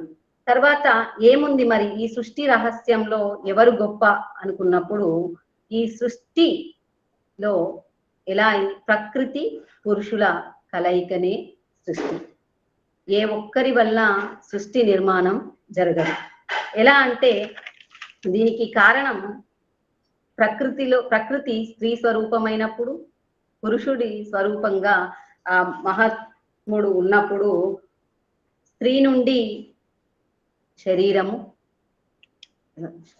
స్త్రీ నుండి చర్మము, తర్వాత రక్తము, మాంసము వస్తే పురుషుడి నుండి ఎముకలు, మజ్జ, ప్రాణస్థానములు వచ్చి ఒక జీవి, కొత్త జీవి నిర్మాణం అవుతుంది. ఇంతకన్నా గొప్ప జన్యుశాస్త్రం ఉంటుందా? ఆ రోజుల్లోనే సైన్స్ గురించి ఇంత గొప్పగా చెప్పడం జరిగింది మనకు ధర్మరాజు. అయితే ఈ పంచభూతాలు పంచేంద్రియాలకు ఆలంబనగా నిలుస్తాయి. ఎలా అంటే అగ్ని యందు ఒక్కో పంచభూతం నందు ఒక్కొక్కటి పెట్టడం జరిగింది. వాయువుకు కదలిక అంటే స్పర్శ, ఆకాశానికి శబ్దం వినికిడి, జలమునకు రుచి, భూమికి వాసన, అగ్నికి వేడి అంటే కోపం. ఇలా 5 ఇంద్రియాలను పంచభూతాలు సమస్థాయిలో ఏర్పడినాయి. కావున ఓ ధర్మరాజా, నీవు ప్రకృతిని దైవ భావనతో చూడాలి. పంచభూతాలు నీ ఇంద్రియాలను నిగ్రహించేలా చూసుకో. ప్రకృతి పురుషుల వలనే సృష్టి జరిగింది కాబట్టి ఈ సృష్టిని ఎట్టి పరిస్థితిలో ప్రకృతిని డిస్టర్బ్ అంటే ప్రకృతిని పాడు చేయొద్దు. ప్రకృతిని పాడు చేస్తే నువ్వు మళ్ళీ ఆ ప్రకృతి నిర్మాణం కొరకు ఎంత ప్రయత్నించినా ఇబ్బందికరమైన వాతావరణాన్ని ఎదుర్కోవాల్సి వస్తుంది అని చెప్పడం. దాని గురించి నేడు మనం చూస్తున్నాం. మనిషి తన ఈ ఉరుకుల పరుగుల జీవితంలో కాంక్రీట్ అరణ్యాలను నిర్మించుకొని గాలి లేదు అంటూ బాధపడుతున్నాడు. ఇది కాలక్రమంలో జరుగుతున్నదే కావచ్చు. కానీ ఈ ఇంద్రియాలకు పంచభూతాలకు సంబంధం ఎలా ఉంటుంది అనుకున్నప్పుడు మన హైదరాబాద్ లోనే కన్హా శాంతివనం ఉంది, చేగూర్ దగ్గర. అసలు అద్భుతం. ప్రకృతిని రీఆర్గనైజేషన్ అంటే వాళ్ళు ఒక అడవిని చేశారు. ఎలా ఉంటుంది అంటే పంచభూతములకు ఇండికేషన్స్ గా అక్కడ పంచభూత ఉద్యానవనం, తర్వాత డిఎన్ఏ ఎలా ఉంటుంది మనిషి జీవితంలో, జెనెటిక్స్ ఎలా ఉంటాయి అనే డిఎన్ఏ ఆకారంలోనే ఆ చెట్లను మొక్కలను నాటడం. తర్వాత అక్కడ మనిషి ఈ సృష్టి రహస్యాలను అక్కడికి వెళ్ళి తెలుసుకోవడం. చూడండి, మనిషి సహజంగా భగవంతుడు ఇచ్చిన దాన్ని తన చేతులతోనే పాడు చేసుకొని మళ్ళీ పైసలు పెట్టుకొని అక్కడికి వెళ్ళి చూసి మెడిటేషన్, యోగా అంటూ మళ్ళీ డబ్బుల్ని ఖర్చు పెట్టుకుంటున్నాం. విశాలమైన భవనాలను నిర్మించుకుంటున్నాం, కానీ ప్రశాంతమైన వాతావరణాన్ని నిర్మించుకోలేకపోతున్నాం. దానికోసం మళ్ళీ ప్రకృతి ఆశ్రమాలకు వెళ్ళడం, డబ్బులు కట్టడం, శాంతిని కొనుక్కోవడం జరుగుతుంది. దాన్ని మెడిటేషన్ అంటున్నాం. సెట్టింగ్స్ తీసుకొని ప్రశాంతంగా, లేదంటే ఎవరికి ప్రశాంతత ఉండదు. ప్రశాంతత ఎవరికి ఉండదు అంటే టెన్షన్ ఎవరికి ఉంటుంది అంటే జీవితం మీద అటెన్షన్ లేని వాడికి టెన్షన్ ఉంటుంది. కాబట్టి చాలా సద్విషయాలను తెలుసుకొని సజ్జన సాంగత్యం చేసినప్పుడు ప్రశాంతమైన వాతావరణాన్ని గడపవచ్చు అని చెబుతున్నాడు ఇక్కడ. ఇదే కాకుండా మరి ఎలాంటి సదాచారాలను ఆచరించాలి? సదాచారం అంటున్నాం కదా. ఎలా మనిషిలో ఉన్న ఈ అరిషడ్ వర్గాలని ఎలా ఒత్తి పట్టాలి? జ్ఞానమే దానికి ఆధారభూతం అవుతుంది. ఇక్కడ జాజలి తులాదారుల కథను చెబుతాడు. జాజలి అనే వ్యక్తి తన తలపైన నిశ్చలంగా ఉంటే తన తలపైన ఒక పిచ్చుకలన్నీ కలిసి ఒక గూడును కడతాయి. ఇదంతా ఒక రహస్యం, దైవ రహస్యమే. అలా కడతాయి. జాజలి అనుకుంటాడు, నేను నా తల ఒకరికి నివాస స్థలంగా ఇస్తున్నాను, నేను ఎంత నిశ్చలంగా ఉన్నాను, నాకు ఎంత ఓపిక ఉంది, ఎంత బాగుంటున్నాయి నా తలలో పిచ్చుకలు, పిల్లలు చేస్తున్నాయి, సంసారాన్ని చేస్తున్నాయని అనుకుంటూ నేనే అని ఆ నేను కాస్త నేనే అనే మాత్సర్యంగా మారిపోతుంది. అప్పుడు అతనిలో వస్తున్న మాత్సర్యాన్ని తగ్గించడం కొరకు అశరీరవాణి తులాదారుణ్ణి వెళ్ళి కలువు. ఓ మహర్షి, ఓ జాజలి, నువ్వు తులాదారుడి దగ్గరికి వెళ్ళి కలువు అని చెప్పగానే, తులాదారుడెవరు? నాకన్నా గొప్పవాడా? నేను కొన్ని ప్రాణులకు నివాస స్థలంగా నా తలనే అప్పగించాను, అయినా వాటికి ఎలాంటి ఇబ్బంది లేకుండా నా కర్మలు చేసుకుంటూ వాటిని కూడా సక్రమంగా ఉంచుతున్నాను కదా అనే మాత్సర్య భావంతో కాశీపురానికి వెళ్ళి తులాదారుణ్ణి కలుస్తాడు. కానీ అక్కడికి వెళ్ళగానే అర్థమవుతుంది ఏమని, ఆయన ఆచారాలను, ఆయనకున్న ఓపికను చూసి ఇలా అనుకుంటాడు, ఓహో ఇతను వ్యాపారం చేస్తున్నాడు, వ్యాపారంలో ఎలాంటి కూస్థిత బుద్ధి లేదు, సత్ప్రవర్తన ఉంది, అన్నింటికీ మించిన ఓపిక. నేనే ఓపికగా ఉండి పక్షులకు నివాస స్థలం ఇచ్చాను అనుకున్నాను, కానీ ఈయనకి ఎంత ఓపిక ఉంది, వచ్చిపోయే వాళ్ళ పట్ల ఎంత మాట్లాడుతున్నారు. ఇది బిజినెస్ స్కిల్ గా మనం చూసుకోవచ్చు. ఒక వ్యాపారం చేయాలంటే ఓపిక అనేది అవసరం ఇక్కడ. ఆ ఓపిక ఉండడం, తర్వాత అన్నిటి పట్ల సమభావ స్థాయిని చూడడం. అంతేకాకుండా తులాదారుడు జాజల్ని చూడగానే, ఓ మహానుభావ నీవెంత గొప్పవాడివి, నీ తల పైన పిచ్చుకలు నివాసం ఉంటున్నాయి అనగానే ఇది చాలా ముఖ్యమైనది. ఎదుటి వ్యక్తి గొప్పతనాన్ని అంగీకరించే మంచి మనసు అందరికీ ఉండదు. ఆ విషయంలో తులాదారుడు చాలా గొప్పవాడు. ఎందుకంటే ఎదుటి వాళ్ళు గొప్ప వాళ్ళు అవుతున్నారు అంటే వాడు ఎందుకు అవుతున్నాడు, వాడికి ఏమొచ్చిందో, ఏం జరిగిందో, ఎందువల్ల అవుతున్నాడో అని మంచిని వదిలేసి వాళ్ళ గురించి చెడుగా నేరేట్ చేయడం, అంటే చెడుగా చెప్పడం చేస్తుంటాం. అది మాత్సర్య బుద్ధికి దోహదపడుతుంది. కాబట్టి ఆ మాత్సర్యాన్ని వదలాలి.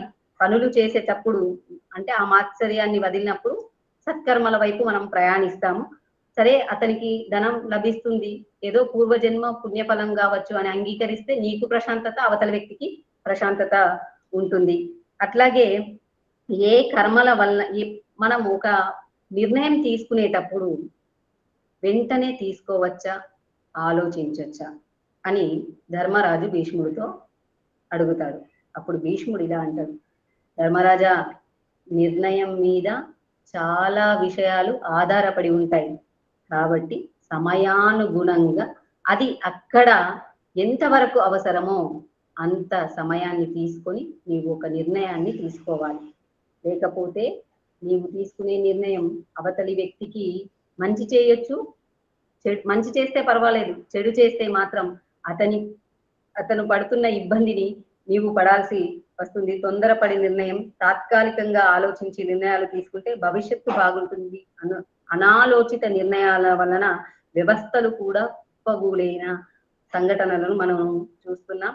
ఎందుకంటే ఒక్కో సంస్థలో పనిచేసే వారి పట్ల కొంతమంది నమ్మకంగా ఉన్న వ్యక్తి పైన నమ్మకాన్ని తొలగించాలని వాళ్ళ స్వార్థ బుద్ధితో వాళ్ళ పైన వ్యతిరేకంగా చెప్పడం ద్వారా విని వెంటనే నిర్ణయం తీసుకొని ఆలోచించకుండా చేస్తే వాళ్ళ వ్యవస్థకే ఉప్పు వచ్చే రోజులు ఉన్నాయి. కాబట్టి ఈ విషయం ధర్మరాజుకి ఎందుకు చెప్తున్నాడు అక్కడ అంటే, అనాలోచితమైన నిర్ణయాలు ఇది వరకు తీసుకోవడం వల్లనే కదా అడవుల పాలయ్యారు. కాబట్టి చాలా జాగ్రత్తగా ఉండి నిర్ణయాలు తీసుకోవాలి అని చెప్పడం.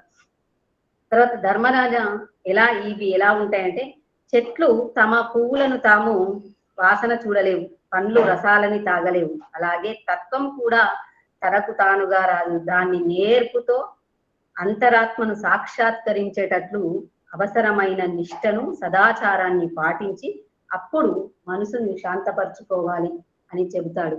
ఇక్కడ ధర్మరాజు ఇంకో విషయాన్ని అడుగుతాడు. దమము, సత్యము, ఓర్పు అనే సద్గుణాలు ఎందుకు గొప్పవైనవి, వాటిని గురించి వివరించండి అని అడగగానే భీష్ముడు ఇలా చెబుతున్నాడు. ఇక్కడ హంసగీత రూపంలో బ్రహ్మ హంస రూపంలోకి మారి చెప్పిన విషయాన్ని హంసగీత అని అంటారు. అర్జునుడికి శ్రీకృష్ణుడు భగవద్గీతను బోధిస్తే శాంతనవుడు ధర్మరాజుకి హంసగీతను బోధించాడు. లోక కళ్యాణం కొరకు ఈ గీతలు అద్భుతమైనవిగా చెప్పబడినవి. మన తలరాతను ఆచరిస్తే మన తలరాత కూడా చక్కగా బాగుపడుతుందని. ఒకరోజు బ్రహ్మగారు బంగారు హంస వాహనం, హంస రూపంలో ఉంటాడు. అతన్ని సాధ్యులు అంటే నిరంతరం సాధన చేత చూసేవారు ఈ లోకంలో ఉన్న ఇబ్బందులను చూసి ప్రశ్న అడుగుతారు. దాన్ని ధర్మరాజు అడిగినట్టుగా అడగగానే హంస ఇలా చెబుతుంది, ఈ లోకం అవివేకం చేత కప్పబడి ఉంది.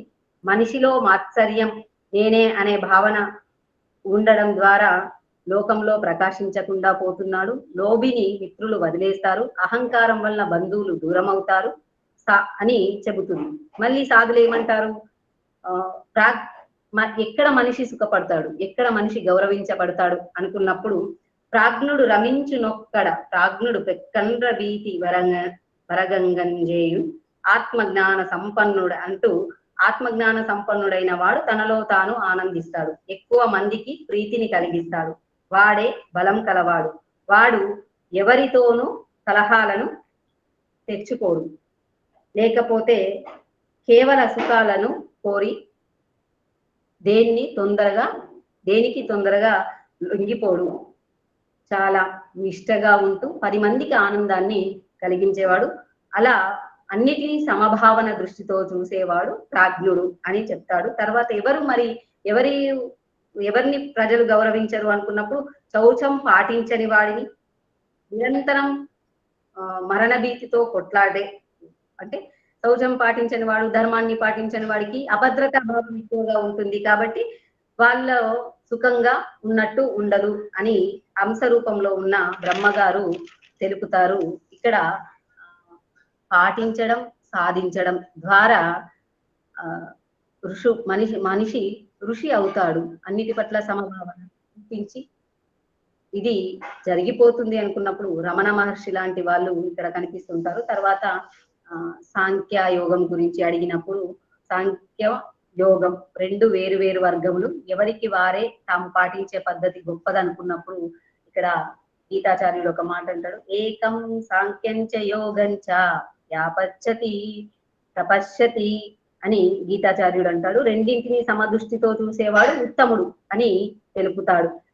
ఇప్పుడు ఇతరులు ఏం చేస్తున్నారో అని కాకుండా మనమేం చేస్తున్నాం అని స్వధర్మాన్ని పాటించిన వాడు యోగాన్ని పొందుతాడు అని చెప్పడం.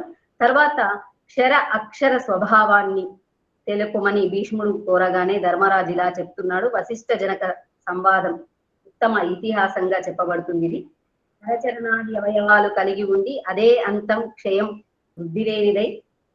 వృద్ధిలేనిదైన తత్వం అక్షరం. అంటే అక్షరం అంటే నాశనం లేనిది.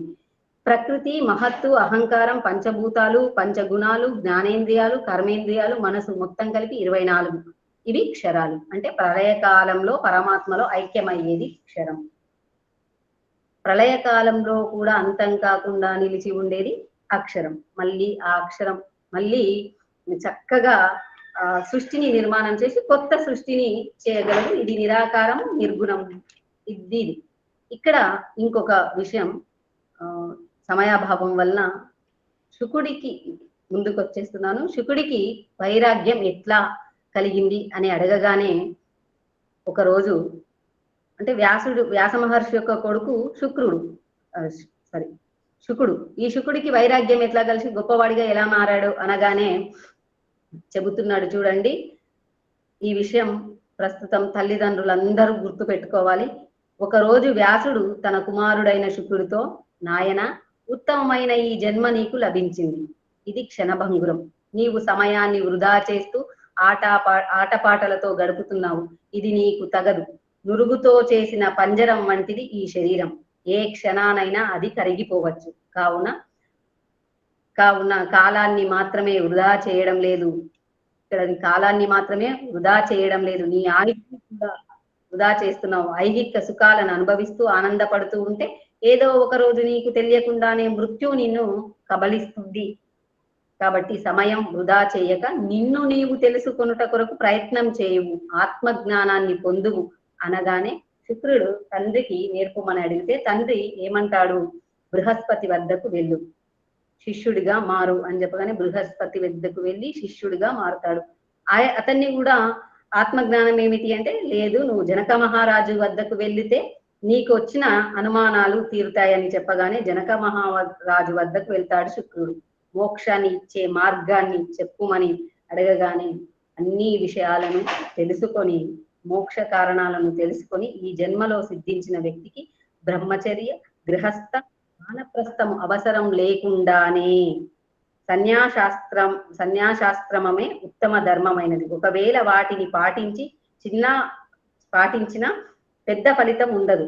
అలాగే రజో తమో గుణాతీతుడై సత్వగుణాన్ని కలిగి నీవు గొప్పగా మారాలి అనగానే శుకుడు చక్కగా ఆ బోధను అర్థం చేసుకొని గొప్ప వ్యక్తిగా చివరికి తండ్రే వెతుక్కోవాల్సినంత గొప్పవాడిగా వెళ్ళిపోతాడు. ఒక్క మాయా రూపంలోకి, అంటే విష్ణు మాయా రూపంలోకి వెళ్ళిపోవడం. తర్వాత వ్యాసుడు, అయ్యో నాయన నీ ధ్వని వినిపిస్తుంది, నీవు కనిపించట్లేదు అని పుత్ర వ్యామోహంలోకి వచ్చే స్థితి.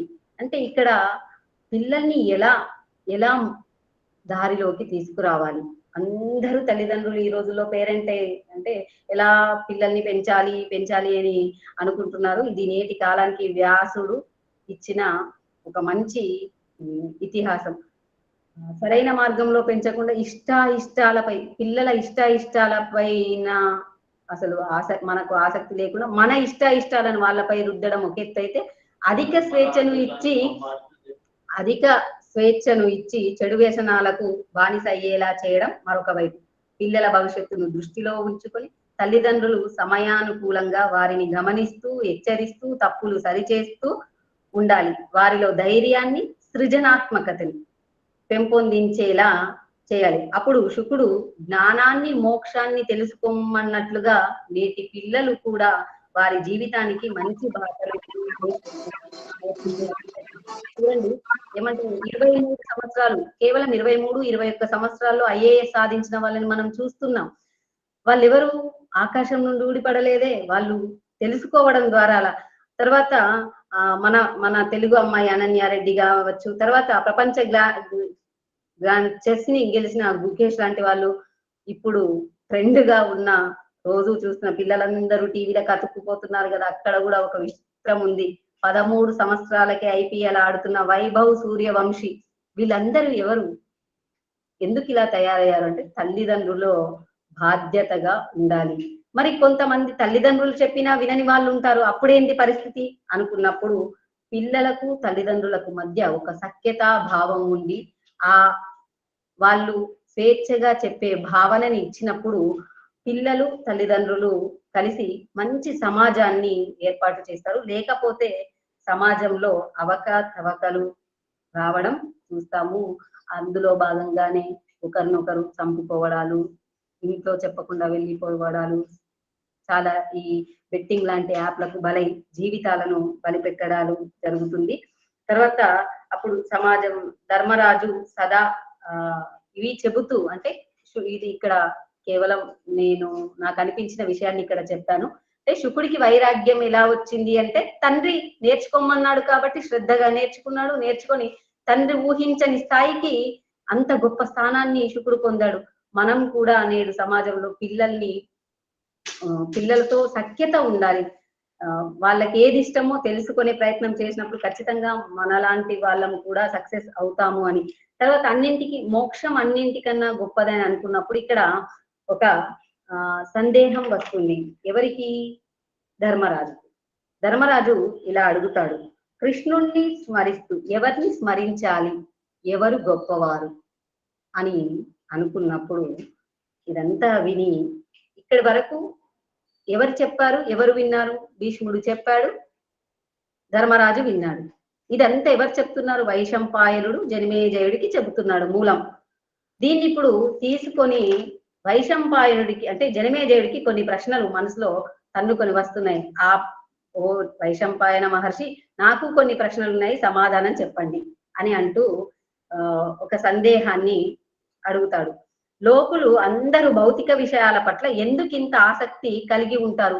మోక్షం గొప్పదని మీరు చెప్పినప్పటికీ వీటిపైన ఎందుకు ఆసక్తి కలిగి ఉంటారు అనుకున్నప్పుడు, ఇదే విషయం వ్యాసుడు బ్రహ్మకు వచ్చినప్పుడు వ్యాసుడు బ్రహ్మ కలిసి విష్ణుమూర్తిని ప్రార్థించడం, విష్ణుమూర్తి వారికి కనిపించకుండా వినిపించి, మంచి యజ్ఞాన్ని చేయండి, యజ్ఞంలో 4వ భాగాన్ని నాకు అర్పించండి, అప్పుడు మీ కోరికలు నెరవేరుతాయి అనగానే అందరూ బ్రహ్మాది దేవతలతో సహా మానవులు కూడా యజ్ఞాలు చేయడం, 4వ భాగాన్ని అందించడం, తద్వారా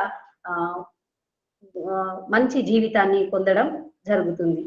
అలా పొందినప్పుడు దక్షుడు యజ్ఞం చేస్తాడు.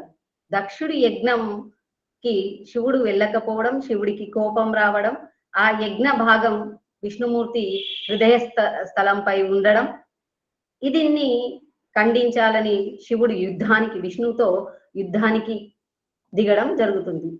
వీళ్ళిద్దరి యుద్ధం భీకరంగా జరుగుతుంది. ఎంత భీకరంగా అంటే దేవతలకు మనశ్శాంతి లేదు, ప్రకృతి అంతా అల్లకల్లోలం అవుతుంది. ఎలా అనుకున్నప్పుడు బ్రహ్మాది దేవతలు ఆ యుద్ధ భూమికి వెళ్ళి శివుణ్ణి నమస్కరించి, శివుడవు నీవు జగములకు శివమొనరింపవలదే చేయుము క్రోధ ప్రవిహతి విష్ణుండనగా శివుడనగా నొకడౌట దివ్య చిత్తము ఎరంగినన్. ఓ శివ, నీవు లోకాలకు శుభం కలిగించే వాడివి. ఇదేమిటి ఇంత కోపాన్ని చూపిస్తున్నావు? నీ కోపాన్ని తగ్గించు.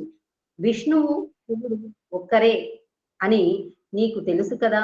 వేద వేద వేద్యము, అద్వందము, నిర్గుణము అన్ని అన్ని ఒకే మూలతత్వం నుండి లోకం రెండు రూపాలను ధరించింది. ఒకటి నీవు, ఒకటి విష్ణువు. మీరిద్దరూ ఒకటే కదా, ఎందుకు ఈ యుద్ధం చేస్తున్నారు? శివ, నీతో పాటు మేమందరం తదంశతో స్ఫురించిన వారిమే కదా, కావున విష్ణుమూర్తిని ప్రసన్నం చేసుకొనము అనగానే శివుడు కోపం వదిలి విష్ణువును శరణు వేడుతాడు. విష్ణువు శివుడి పట్ల ప్రేమతో మృదువుగా సత్యముగా అందరూ హర్షించే విధంగా హరిహరనాద తత్వాన్ని తెలుపుతాడు. ఎలా అంటే శివకేశవులకు భేదం లేదు. నిన్ను ఎవ్వడెరింగెనే నా తండు నన్ను ఎరింగినవాడ, నిన్ను నమ్మిక సేవించినదదియున్ నన్ను గొల్చుట అను వాసిగా లేదు భేదమరయంగా మనకు. శివా, నిన్ను తెలుసుకుంటే నన్ను తెలుసుకున్నట్లే, నిన్ను సేవిస్తే నన్ను సేవించినట్లే. ఈ పద్ధతిగా మన ఇద్దరికి భేదం లేనే లేదు. ఇదే శివాయ విష్ణు రూపాయ నమ శివాయ శివశ్చ హృదయం విష్ణోచ హృదయం శివ అని చెబుతాడు. అక్కడ ఇక్కడ తిక్కనామాత్యుడు ఈ విషయాన్ని స్పష్టంగా చెప్పాడు. ఎందుకు తిక్కన దీన్ని ఇంత హరిహరనాథ తత్వాన్ని బాగా ప్రచారం చేయడం, హరిహరనాథుడికి భారతాన్ని అంకితం ఇయ్యాల్సి వచ్చింది అంటే తిక్కన ఉన్న నాటి పరిస్థితులు అలాంటివే. 12వ శతాబ్దం శివకైవి యుగం. ఆ శివుడికి వీరశైవం ప్రవర్తిల్లడం, శివుడే గొప్పవాడు అని వాళ్ళు, శైవమే గొప్పదని వాళ్ళు, వైష్ణవం గొప్పదని వీళ్ళు, తిక్కన ఉంటున్న ప్రాంతంలోనే కొట్లాటలు జరగడం, ఆ ప్రభావం తిక్కనపై పడడం, సమయం సందర్భం కలిసి భారతాన్ని రాయడం, భారతంలో శివకేశవుల మధ్య ఉన్న అభేద రూపాన్ని అంటే భేదం లేని రూపాన్ని ప్రజలకు చెప్పి, ప్రజల్లో భగవంతుడు ఒక్కడే, అతనే సృష్టికి మూలకర్త అని చెప్పడం కొరకే భారతాన్ని రాశాడేమో. దాన్ని రాసి అంకితం ఇచ్చాడు. ఇచ్చిన దాన్ని వచ్చే తరాల వాళ్ళు హరిహరనాథ తత్వాన్ని అవలంబించి అనేక మంది వరకు అందరూ భారతాన్ని హరిహరనాథుడికి అంకితం ఇచ్చి తమ కావ్యాలను అంకితం ఇవ్వడం మనకు కనిపిస్తుంది. ఇంకో విషయం ఏమిటి అంటే, ఇక్కడ శివుడు కేశవుడు వేరు కాదు అని తెలపడానికి తిక్కన ధన భారతాన్ని ఎవరు ప్రఖ్యాత శైవారాధకులైన కాకతీయుల గణపతి దేవుని కొలువి కూటంలో వినిపించడం ఇంకొక విశేషం. కాకతీయులంతా శైవ మతాన్ని పాటించే వాళ్ళు, వాళ్ళ దగ్గరికి వెళ్ళి ఇక్కడ హరిహరనాథ తత్వాన్ని చెప్పి విష్ణుకు సంబంధించిన కథని చెప్పడం. అంటే దక్షిణ ప్రాంతంలో మనకు దక్షిణ భారతదేశంలో రెండో కాలకేయచోరుడి కాలంలో ఈ శైవం వైష్ణవం అనే గొడవలు రావడం, వాళ్ళు వీళ్ళు నిలువునామం అడ్డనామాల వాళ్ళు కనిపిస్తే చాలా భయంకరమైన పరిస్థితుల్లో వాళ్ళ జీవనాన్ని గడిపినట్టుగా మనం చూస్తాం చరిత్ర ద్వారా. అయితే సినిమాల్లో కూడా కొన్ని చూస్తాం. దశావతారం సినిమాలో మనకు చక్కగా కనిపిస్తుంది. రాయిని మాత్రం కంటే దైవం కనరాడు అనే పాటలో విష్ణుమూర్తితో సహా భక్తులను తీసుకుపోయి సముద్రంలో వేయడం, విష్ణుమూర్తి దేవుడే కాడు అనడం, అట్లాగే వీళ్ళు శివుడు దేవుడు కాదు అనడం.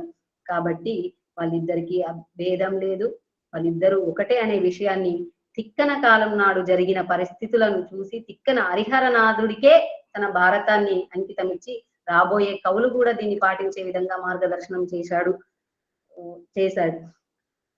ఇంకా చెప్తున్నాడు ఇక్కడ, ఓ శర్వా అంటే శివుడికి చెబుతున్నాడు విష్ణుమూర్తి, ఈ రోజు నుండి నా గుండెల పైన శ్రీవత్సం నీ త్రిశూలానికి ప్రతీక, నీ కంఠంలోని నలుపు నా చేతి ముద్రగా నీవు శ్రీకంఠుడిగా సార్థకమవుతావు.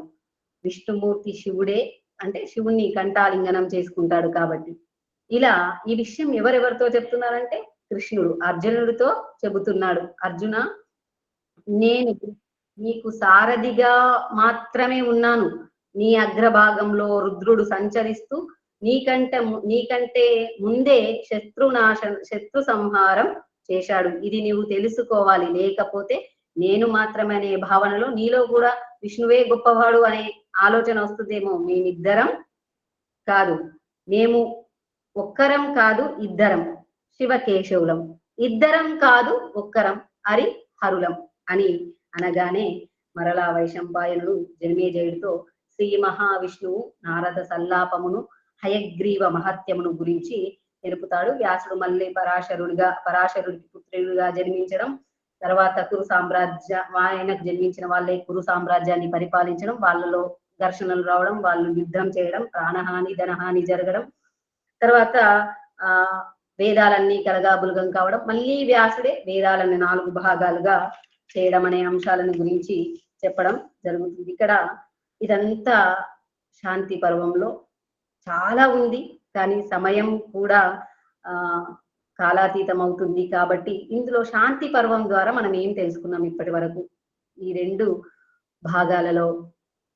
ఇది నాకు మూసి సాహిత్య పత్రిక వారు ఇచ్చిన గొప్ప వరంగా భావిస్తాను. నేను చెప్పిన విషయాలు ఏమిటో నాకు తెలియవు, కానీ చాలా విషయాలు నేర్చుకోవడం జరిగింది. శాంతి పర్వం ఏం చెప్తుంది అనుకున్నప్పుడు ప్రజాహితం కోరే ఉత్తమ రాజధర్మాన్ని తెలుపుతుంది. రాజు ఎలా ఉండాలి, ప్రజలు ఎలా ఉండాలి అనే విషయం. అహింస, సత్యము, అరిషడ్వర్గాల అణిచివేత, ఇంద్రియ నిగ్రహము, స్వపర ధర్మాలు, మోక్ష ధర్మాన్ని గురించి మరియు ఆధ్యాత్మిక వర్ణాశ్రమ ధర్మాలను గురించి చెబుతుంది. ఏకోపి బహుసామ్య, ఒక్కడే బహు విధములుగా వ్యాపించిన విధానాన్ని, హరిహరనాథ తత్వాన్ని, సమాజ హితాన్ని గురించి కూలంకషంగా ఈ శాంతి పర్వం తెలుపుతుంది. తర్వాత అమృతాన్ని విషాన్ని గురించి కూడా చెప్పడం. మనిషే భగవంతుడైన విధానం. తర్వాత నరనారాయణ తత్వం, ఉత్తమ గుణాల ప్రస్తావన తెలుపుతుంది. తిక్కన ధర్మరాజులో ఉన్న అసలు శాంతి పర్వం ఇంతగా రాయడానికి ఎందుకు రాశాడు అంటే, తిక్కన ఇక్కడ గొప్ప పని చేశాడు. ఏమిటి అది అంటే, ధర్మరాజులో మోయలేని అనంతమైన దుఃఖం ఉంది. ఇంత చెబుతున్నా మనసులో ఎక్కడో ఒక చోట నా వాళ్ళు చచ్చిపోయారే, నేను ఇంత పాపం చేశానే అనే బాధ మనసును తొలుస్తుంటే అనేక ఉపాఖ్యానాలు నీ ఒక్కడివి చేయలేవని ఎన్నో కథల రూపంలో ఆయన మనసులోకి తనదైన ముద్రని వేస్తూ చెప్పడం. ఉపాఖ్యానాలు అంతే వాడాడు, సూక్తులు అంతే వాడాడు. దాని ఫలితాన్ని అనుభవించడం అంటే కర్మ చేయాలి. ఉత్తమమైన కర్మ చేస్తే ఉత్తమమైన ఫలితం పొందుతావు, నీచ కర్మలు చేస్తే నీచ కర్మ పొందుతావు అని చెప్పడం. ఒకవేళ నీవు చేసిన దాని వల్ల నీకేమైనా ఇబ్బంది నీకేమైనా పాపం వస్తుందనే బాధ ఉంటే సాధన, యోగం, ఆధ్యాత్మిక ప్రవర్తనల వల్ల ఉత్తమ గతులు సాధించవచ్చు అని చెప్పడం. ఇక్కడ వర్ణనలు మూలంలో చాలా అద్భుతంగా ఉన్నాయి.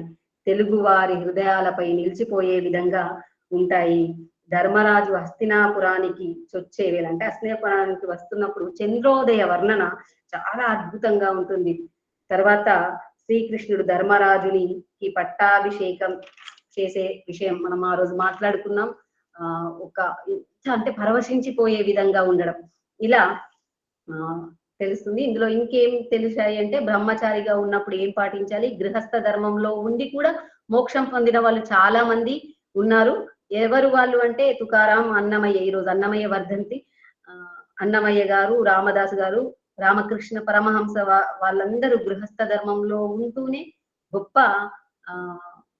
గొప్పతనాన్ని పొందారు. తర్వాత రంతి దేవుడు, అంబరీషుడు లాంటి వాళ్ళు. తర్వాత తపస్సు ద్వారా కొందరు, నిష్కర్మ తత్వంలో కొందరు, యజ్ఞం ద్వారా కొందరు, దాన ధర్మాల ద్వారా కొందరు, శాంత స్వభావం ద్వారా, ఇంద్రియ నిగ్రహం ద్వారా కొందరు ముక్తి పొందారు.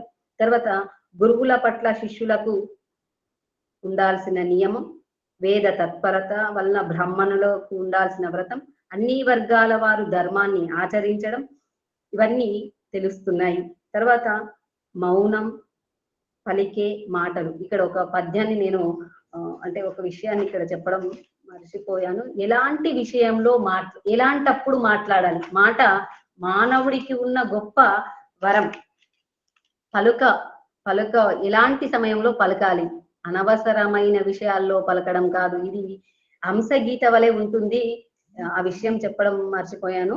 అయితే ఎలా ఉంటుందంటే అవసరమైన చోట తప్పకుండా మాట్లాడాల్సి ఉంటుంది.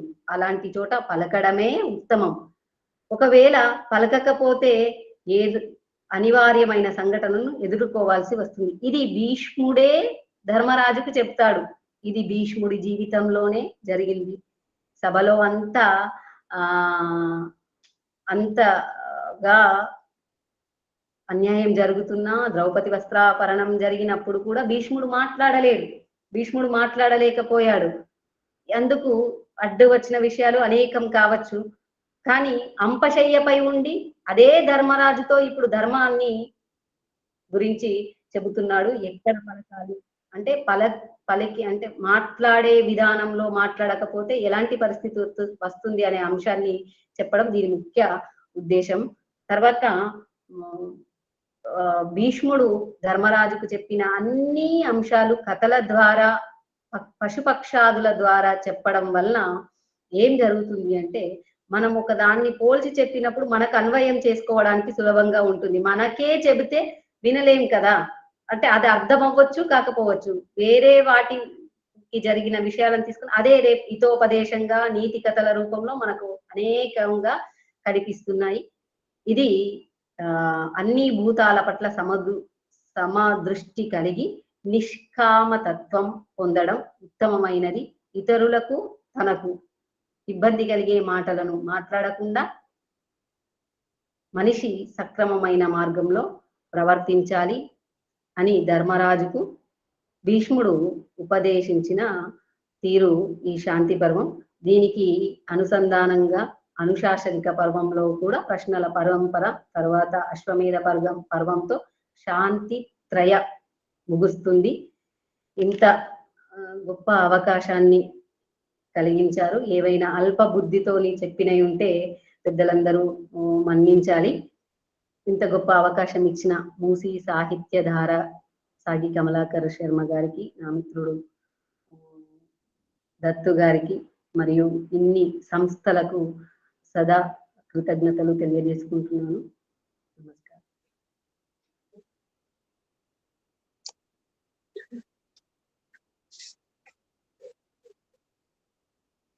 థ్యాంక్ యూ పద్మరాణి గారు, శుభాకాంక్షలు. చాలా బాగా మాట్లాడారు. శాంతి పర్వము మొన్న ఇంతకుముందే మనం అనుకున్నాం, శాంతి పర్వము అనేటటువంటి దానిని ఎంపిక చేసుకోవడమే ఒక సాహసపూరితమైనటువంటి పని. ఎందుకంటే మహాభారతంలో కథనంతా ఒక గ్రాఫ్ లా గీసుకుంటూ పోతే మహాభారతం కథ శాంతి పర్వంలో చాలా తక్కువ నడుస్తుంది. అన్ని ప్రశ్నల పరంపరనే నడుస్తుంది.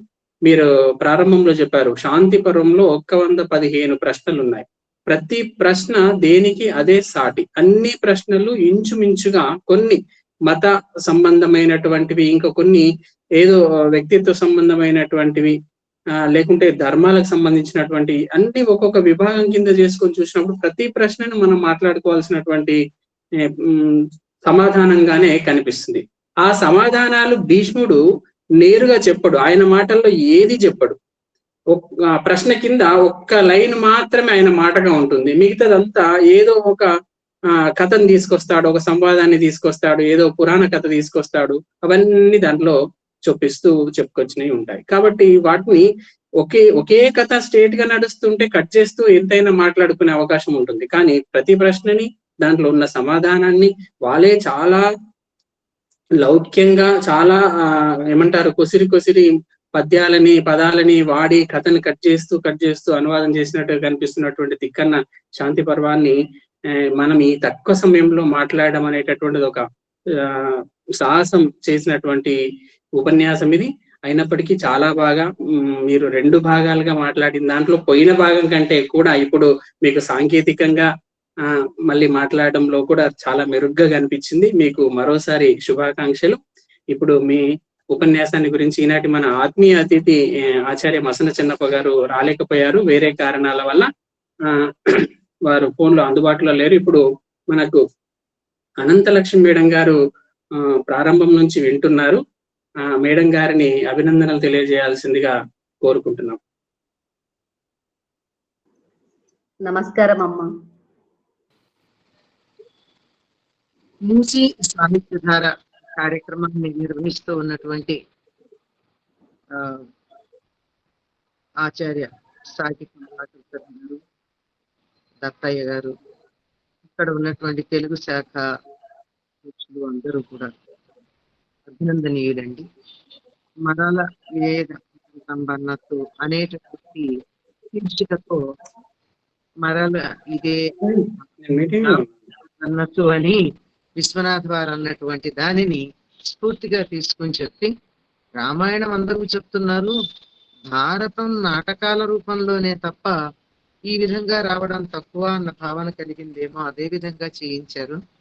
మొదట వచ్చినటువంటి వాటిని నేను మిస్ అయ్యాను, నాకు తర్వాత నుంచి వింటున్నాను. చాలా అద్భుతంగా ఒక్కసారి భారతాన్ని రివైజ్ చేసుకున్నట్టుగా ఉంది. రీలివింగ్ అంటారు ఆంగ్లంలో. మళ్ళీ భారతాన్ని ఒక్కసారి పూర్తిగా వింటున్నాము. శాంతి పర్వం క్రితం నెల కూడా విన్నాను, నేను క్రితం వారం కూడా విన్నాను. మీరు అప్పుడు మిమ్మల్ని పద్మనాభి గారిని ముందుగా అభినందించాలండి. ఎందుకంటే ఇచ్చిన సూచనలని చాలా చక్కగా కొనసాగించారు. చాలా క్లిష్టమైనటువంటి పర్వాన్ని ఎన్నుకున్నారు. పర్వాన్ని ఎన్నుకుని కూడా బాగా నిర్వహించారు. దానికి తోడు ఇంతకు ముందు వారం చెప్పినటువంటి సూచనలు ఏవైతే ఉన్నాయో వాటిని చాలా చక్కగా ఈనాటి పేపర్ ప్రజెంటేషన్ అంటే పత్ర సమర్పణ అంటామా, ఉపన్యాసం అంటామా, దానిలో ఆవిడ చాలా చక్కగా అందులో అమలుపరిచారు. అది ఉత్తమమైనటువంటి విద్యార్థికి ఉండే లక్షణం ఏమిటంటే, సూచన ఇచ్చినప్పుడు ఆ సూచనని పూర్తిగా తాను స్వీకరించి దాన్ని అనుసరించటం. అది నాకు చాలా బాగా కనపడింది.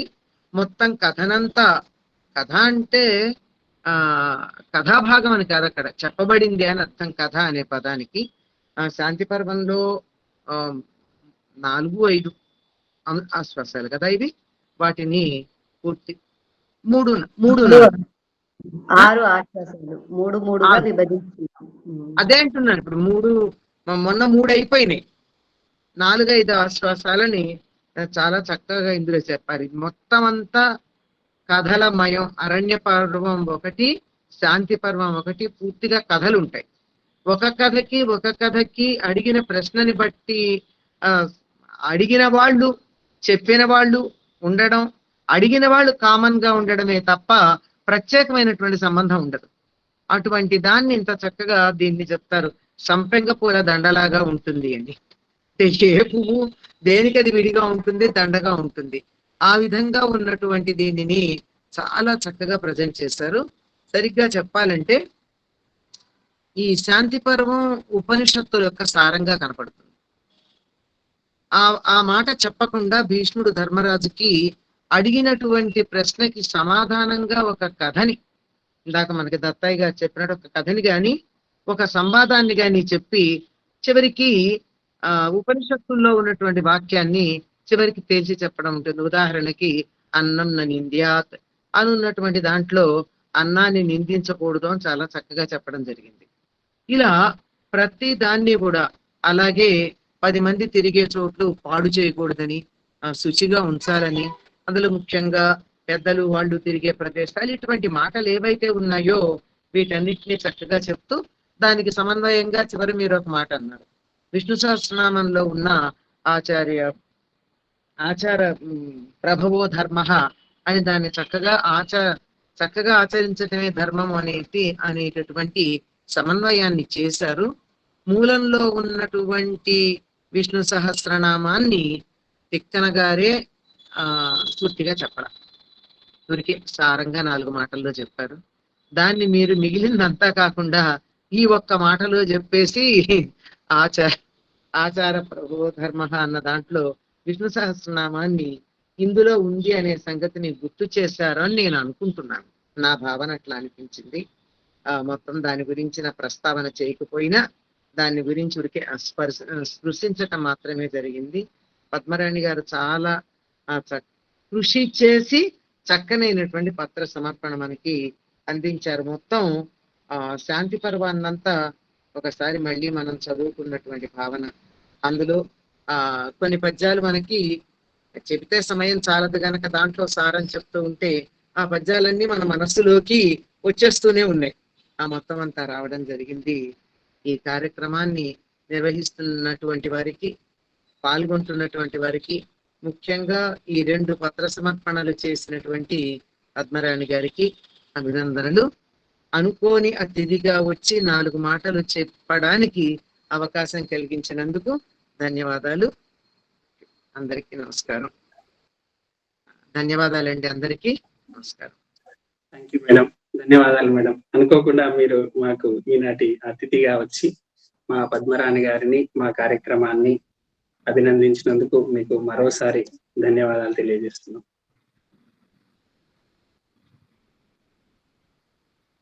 కాసేపు ఈ ఉపన్యాసం మీద 1-2 ప్రశ్నలు.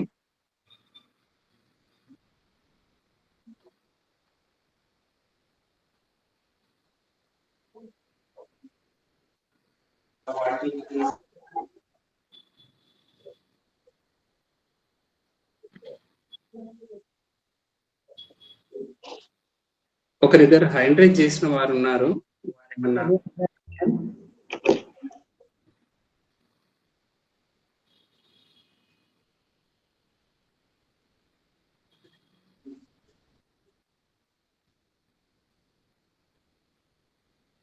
నమస్కారం మేడం. శ్యామల మేడం గారు. నమస్కారం అండి అందరికి.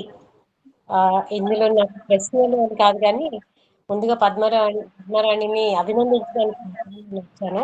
చాలా చక్కగా ప్రమోట్ చేసిన 2 వారాలుగా.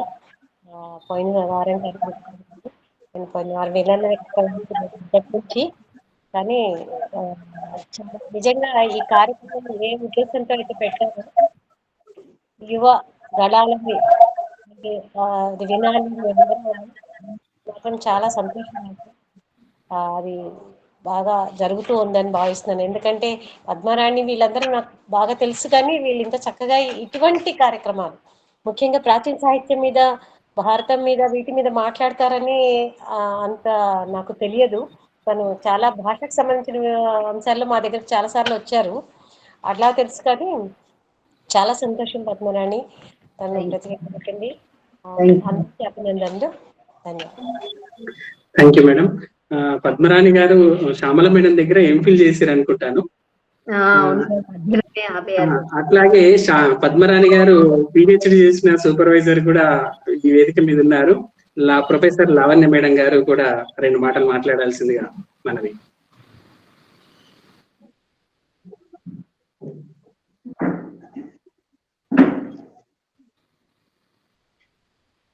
మేడం ఇచ్చారు కదా, కూడా మేడం అందించి చక్కగా మాట్లాడాలి అని చాలా ప్రోత్సాహాన్ని, విషయావగాహన చేసి లావణ్య మేడం గారికి కూడా ధన్యవాదాలు. ఉన్నారు కదా లావణ్య మేడం గారు? మేడం ముందు కనిపించారు, ఇప్పుడు కనిపించట్లేదు.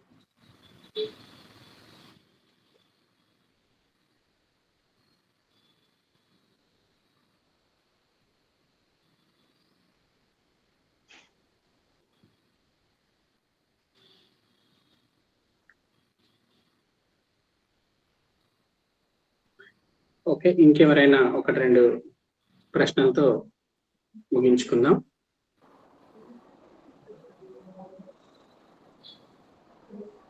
సార్ దత్తయ్య సార్ నమస్కారం సార్. నేను బాలమణి సార్.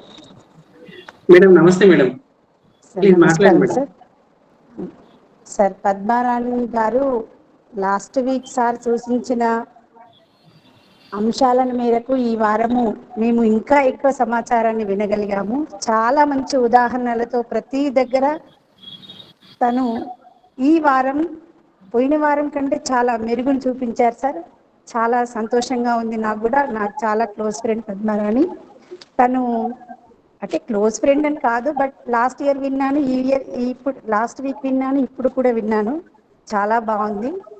అంటే జీవితంలో ఏది పాటించాలి, ఏది పాటించద్దు, ఏది మంచిది, ఏది చెడు, సిరి ఎక్కడుంటుంది, ఎక్కడుండదు అనేది మహాభారతంలో చెప్పినటువంటి ప్రతి అంశాన్ని తను ఇక్కడ వివరించారు. జీవితంలో మేము కూడా ఎలా ఉండాలి అనేటటువంటిది కూడా ఇక్కడ దీని ద్వారా మాకు చాలా బాగా అర్థమైంది. పద్మారాణి గారికి స్పెషల్గా ధన్యవాదాలు, కృతజ్ఞతలు తెలియజేస్తున్నాను సార్. Thank you madam. ఈ పర్వమే అట్లాంటిది. మధ్యలో పద్మరాణి గారు ప్రిపేర్ అవుతున్న కాలంలో 1-2 సార్లు మాట్లాడుకున్నాము. అంటే మాట్లాడడానికి భయం వేస్తుంది, కానీ చదవడము ఇది నేను ఎంపిక చేసుకోవడం అనేది నా అదృష్టంగా భావిస్తున్నాను అని అన్నారు.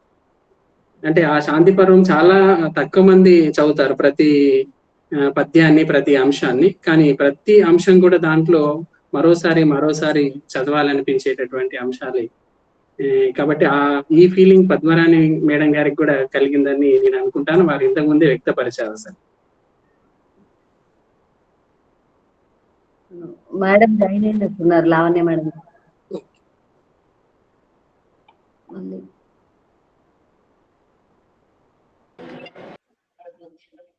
Thank you.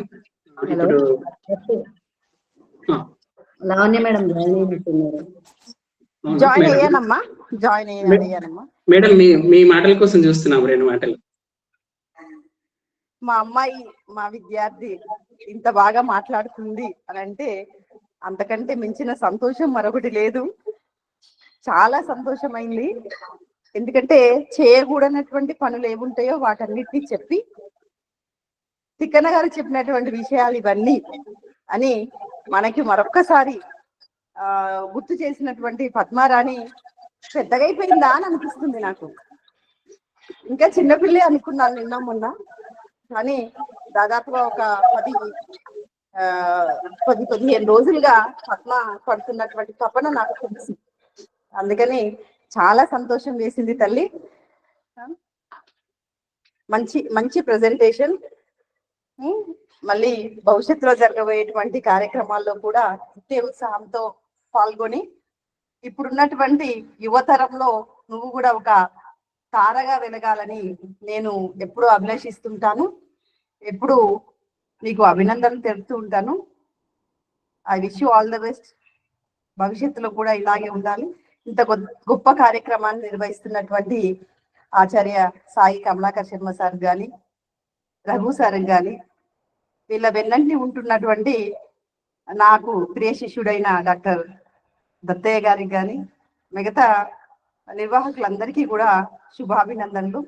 ఎందుకంటే ఈరోజు భారతంలో ఏముంది అని తెలుసుకోవాలనేటువంటి ఉత్సాహం అందరికీ ఉంటుంది. కానీ వీటన్నిటిని మనం అప్లోడ్ చేస్తూ అందరికీ పంచాలి. భారతీయ సంస్కృతి ద్వారా మనకి ఏం తెలుస్తుంది అని ఈ కార్యక్రమాన్ని నిర్వహించడమే చాలా గొప్ప విషయంగా నేను అనుకుంటున్నాను.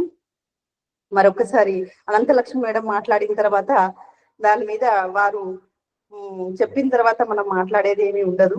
అందుకని మరొకసారి నా విద్యార్థికి అభినందనలు తెలుపుతూ ఇలాగే కొనసాగించాలనేటువంటి కోరికను అభిలషిస్తూ అభినందనలు తెలుపుతున్నాను.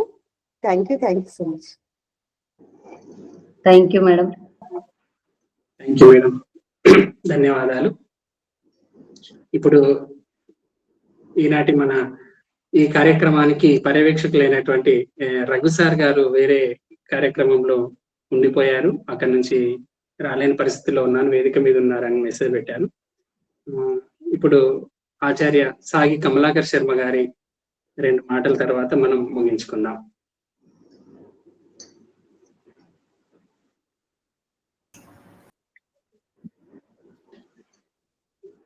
అందరికీ నమస్కారం.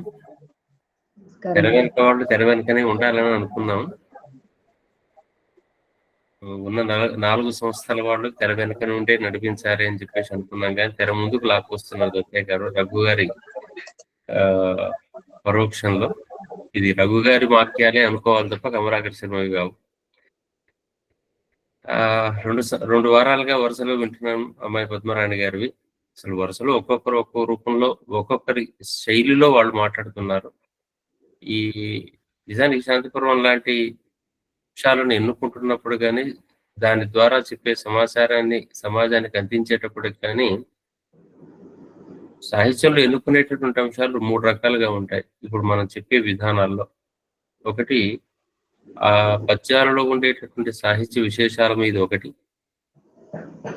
చెప్పేటటువంటి ధర్మం మీద ఎట్లా ఉంది అనేటటువంటిది, దానికి ఉండేటటువంటి అప్లికేషన్ అనేటటువంటిది, ఈ కాలానికి ప్రతిఫలనం ఎట్లా ఉంటుంది అనేది, ఈ 3 అంశాలను మనం చూసుకుంటూ ఉండాల్సి వస్తుంది. ఈ 3 కలిపితే ప్రస్తుతం మనం మాట్లాడుకునేటువంటి అంశం. కాబట్టి ఈ 3 అంశాలన్నింటినీ కలిపి మనం చూసుకునే సందర్భంలో, మొదటి ఆది పర్వం నుంచి శాంతి పర్వం వరకు వచ్చే సందర్భంలోకి ఒకరికొకరు పరివర్తితంగా వస్తున్నారు. ఈ పరివర్తితమైనటువంటి అంశాల లోపల ఈరోజు అమ్మాయి కూడా అనేక రకాల సంవాదాల నుంచి స్వీకరించినటువంటి అంశాలను, నిజ జీవిత అంశాలను కూడా సూచన చేసుకుంటూ వచ్చింది. ఇంకా కొంచెం సాహిత్యాంశాల ప్రతిఫలనం కూడా, అంటే దాంట్లో ఉండే రసము, ధ్వని, అలంకారము, ఇటువంటి అంశాలు కూడా అక్కడక్కడ మనం నోట్ చేసుకుంటూ ఉండేటట్టయితే భవిష్యత్ తరాల వాళ్ళ కోసం, ఇది గతంలో కూడా ఒకసారి చెప్పుకున్నాం, భవిష్యత్తులో చెప్పబోయే వాళ్ళకు కూడా ఇవి కూడా అక్కడక్కడ స్పర్శిస్తే ఇది సాహిత్య వ్యవహారం కిందికి వస్తుంది.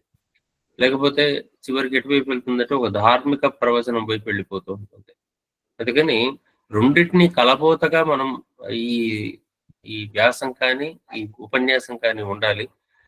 ఎక్కువ పాలు మనకు పద్మరాణిలో కనిపించినటువంటి ధర్మ సంబంధమైనటువంటి అంశాలు అయితే, శాంతిపురం లాంటివి చెప్పేటప్పుడు ధర్మం కాక ఇంకేముంటుందంటే దీంట్లో మిగతా ఉంటాయంటే అక్కడక్కడ సాహిత్యం కూడా కనపడుతుంటుంది. కాబట్టి ఆ అంశాలను కూడా ఇంకా కొంచెం స్పర్శించి దాన్ని రేపు వ్యాసం లోపల వారు పునరుద్ధరించగలిగితే, ఈ అయిపోయిన వెంటనే దీనికి ఒక పుస్తకం ఏర్పాటు చేసేసి ఈ 18 మందితో కలిపి ఒక పెద్ద చక్కని ఫంక్షన్ ఏర్పాటు చేసి, ఈ ఆత్మీయ అతిథులను వాళ్ళందరినీ కూడా మరోసారి అందరినీ పిలుచుకుని ఏర్పాటు చేసుకుని మంచి ఫంక్షన్ చేసుకుందాం.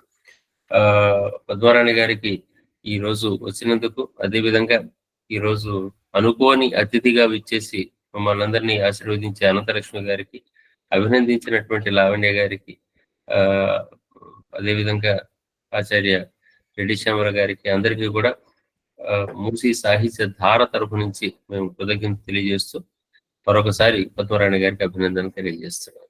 నమస్తే. Thank you sir, thank you very much. ధన్యవాదాలు సార్. మీరు ఎప్పుడైనా వెనుకున్నప్పుడే ప్రశాంతంగా సార్, మళ్ళీ ముందుకు వచ్చారంటే ఇంకో పని పెడతారని భయం. ఇప్పుడు మళ్ళీ వీళ్ళందరినీ కలిపి ఇంకొక వేదిక, మళ్ళీ ఆత్మీయ అతిథులందరినీ కలిపి ఇంకో ప్రోగ్రామ్ అనేసరికి మళ్ళీ ఇంకో కొత్త భయం మొదలవుతుంది. అయినప్పటికీ మీకు ధన్యవాదాలు తెలియజేస్తూ ఈ సమావేశాన్ని మనం ముగించుకుందాం. చక్కటి పరంపరలో భాగంగా పాల్పంచుకుంటున్నటువంటి వక్తలకు, శ్రోతలకు అందరికీ పేరు పేరున ధన్యవాదాలు. ఈనాటి ప్రత్యేకంగా మాకు అనుకోని అతిథిగా వచ్చి మమ్మల్ని, ప్రసంగాన్ని, అభినందనలు, సూచనలు అందించినటువంటి అనంతలక్ష్మి మేడం గారికి. ఒక మాట చెప్పాలమ్మా మేడం. Madam please. ఒక మాట చెప్పచ్చా మేడం? చెప్పండి మేడం. క్షమించండి, మళ్ళీ మాట్లాడకూడదు. అయినా కూడా నాకు ఆచార్య కమలాకర్ శర్మ సార్ మాట్లాడిన తర్వాత ఒక ఆలోచన వచ్చింది. శ్రీరంగాచార్య గారు మా కసిరెడ్డి సార్కి గురువు గారు అయితే, వారి తర్వాతి తరంగా కమలాకర్ శర్మ సారు, ఇటువైపు నేను, నాలాంటి ఎంతో మంది శిష్యులు 3వ తరంలో మేమున్నాం. 4వ తరంలో మీరంతా ఉన్నారు.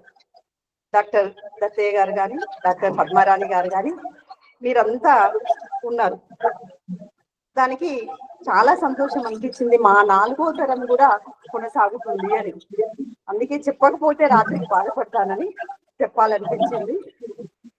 ఈ పరంపర ఇలాగే కొనసాగాలని నేను అనుకుంటున్నాను. అందుకని ఈ ఒక్క మాట చెప్పాలనిపించింది. Thank you madam.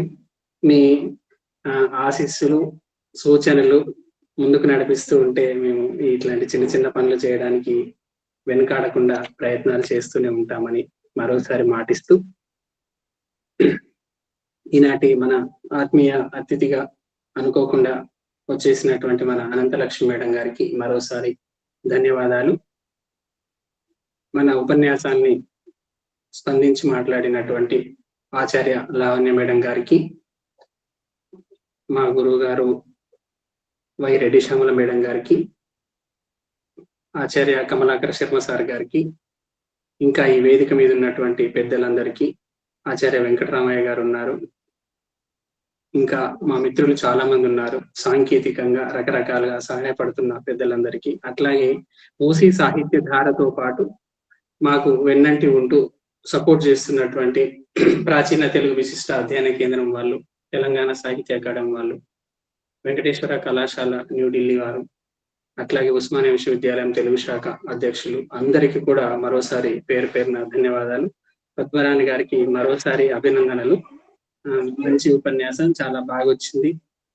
మీ వ్యాసంలో ఇంకా మెరుగ్గా చాలా అంశాలని, ఇంతకుముందు కమలాకర్ సార్ చెప్పినట్టుగా సాహిత్య అంశాలను కూడా జోడించి మీ వ్యాసాన్ని వీలైనంత తొందరగా అందిస్తే ముద్రణకు కూడా మనం సిద్ధం చేసుకుంటూ ఉందాం. కొన్ని 1-2 వ్యాసాలు వచ్చినట్టుగా అనిపించింది. మిగతా వారందరూ కూడా ఈ వేదిక నుండి మరోసారి విన్నపం అందరు అందించాల్సిందిగా మనవి చేస్తూ ఈ సమావేశం రఘు సార్ వినడం మాత్రమే సాధ్యమవుతుందని మెసేజ్ పెట్టారు.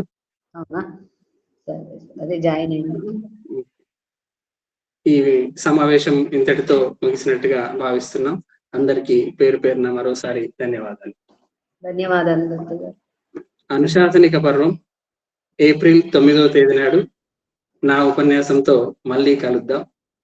మరోసారి మీ అందరికీ నా ఉపన్యాసం కోసం స్వాగతం ముందే చెప్తున్నాను. Thank you.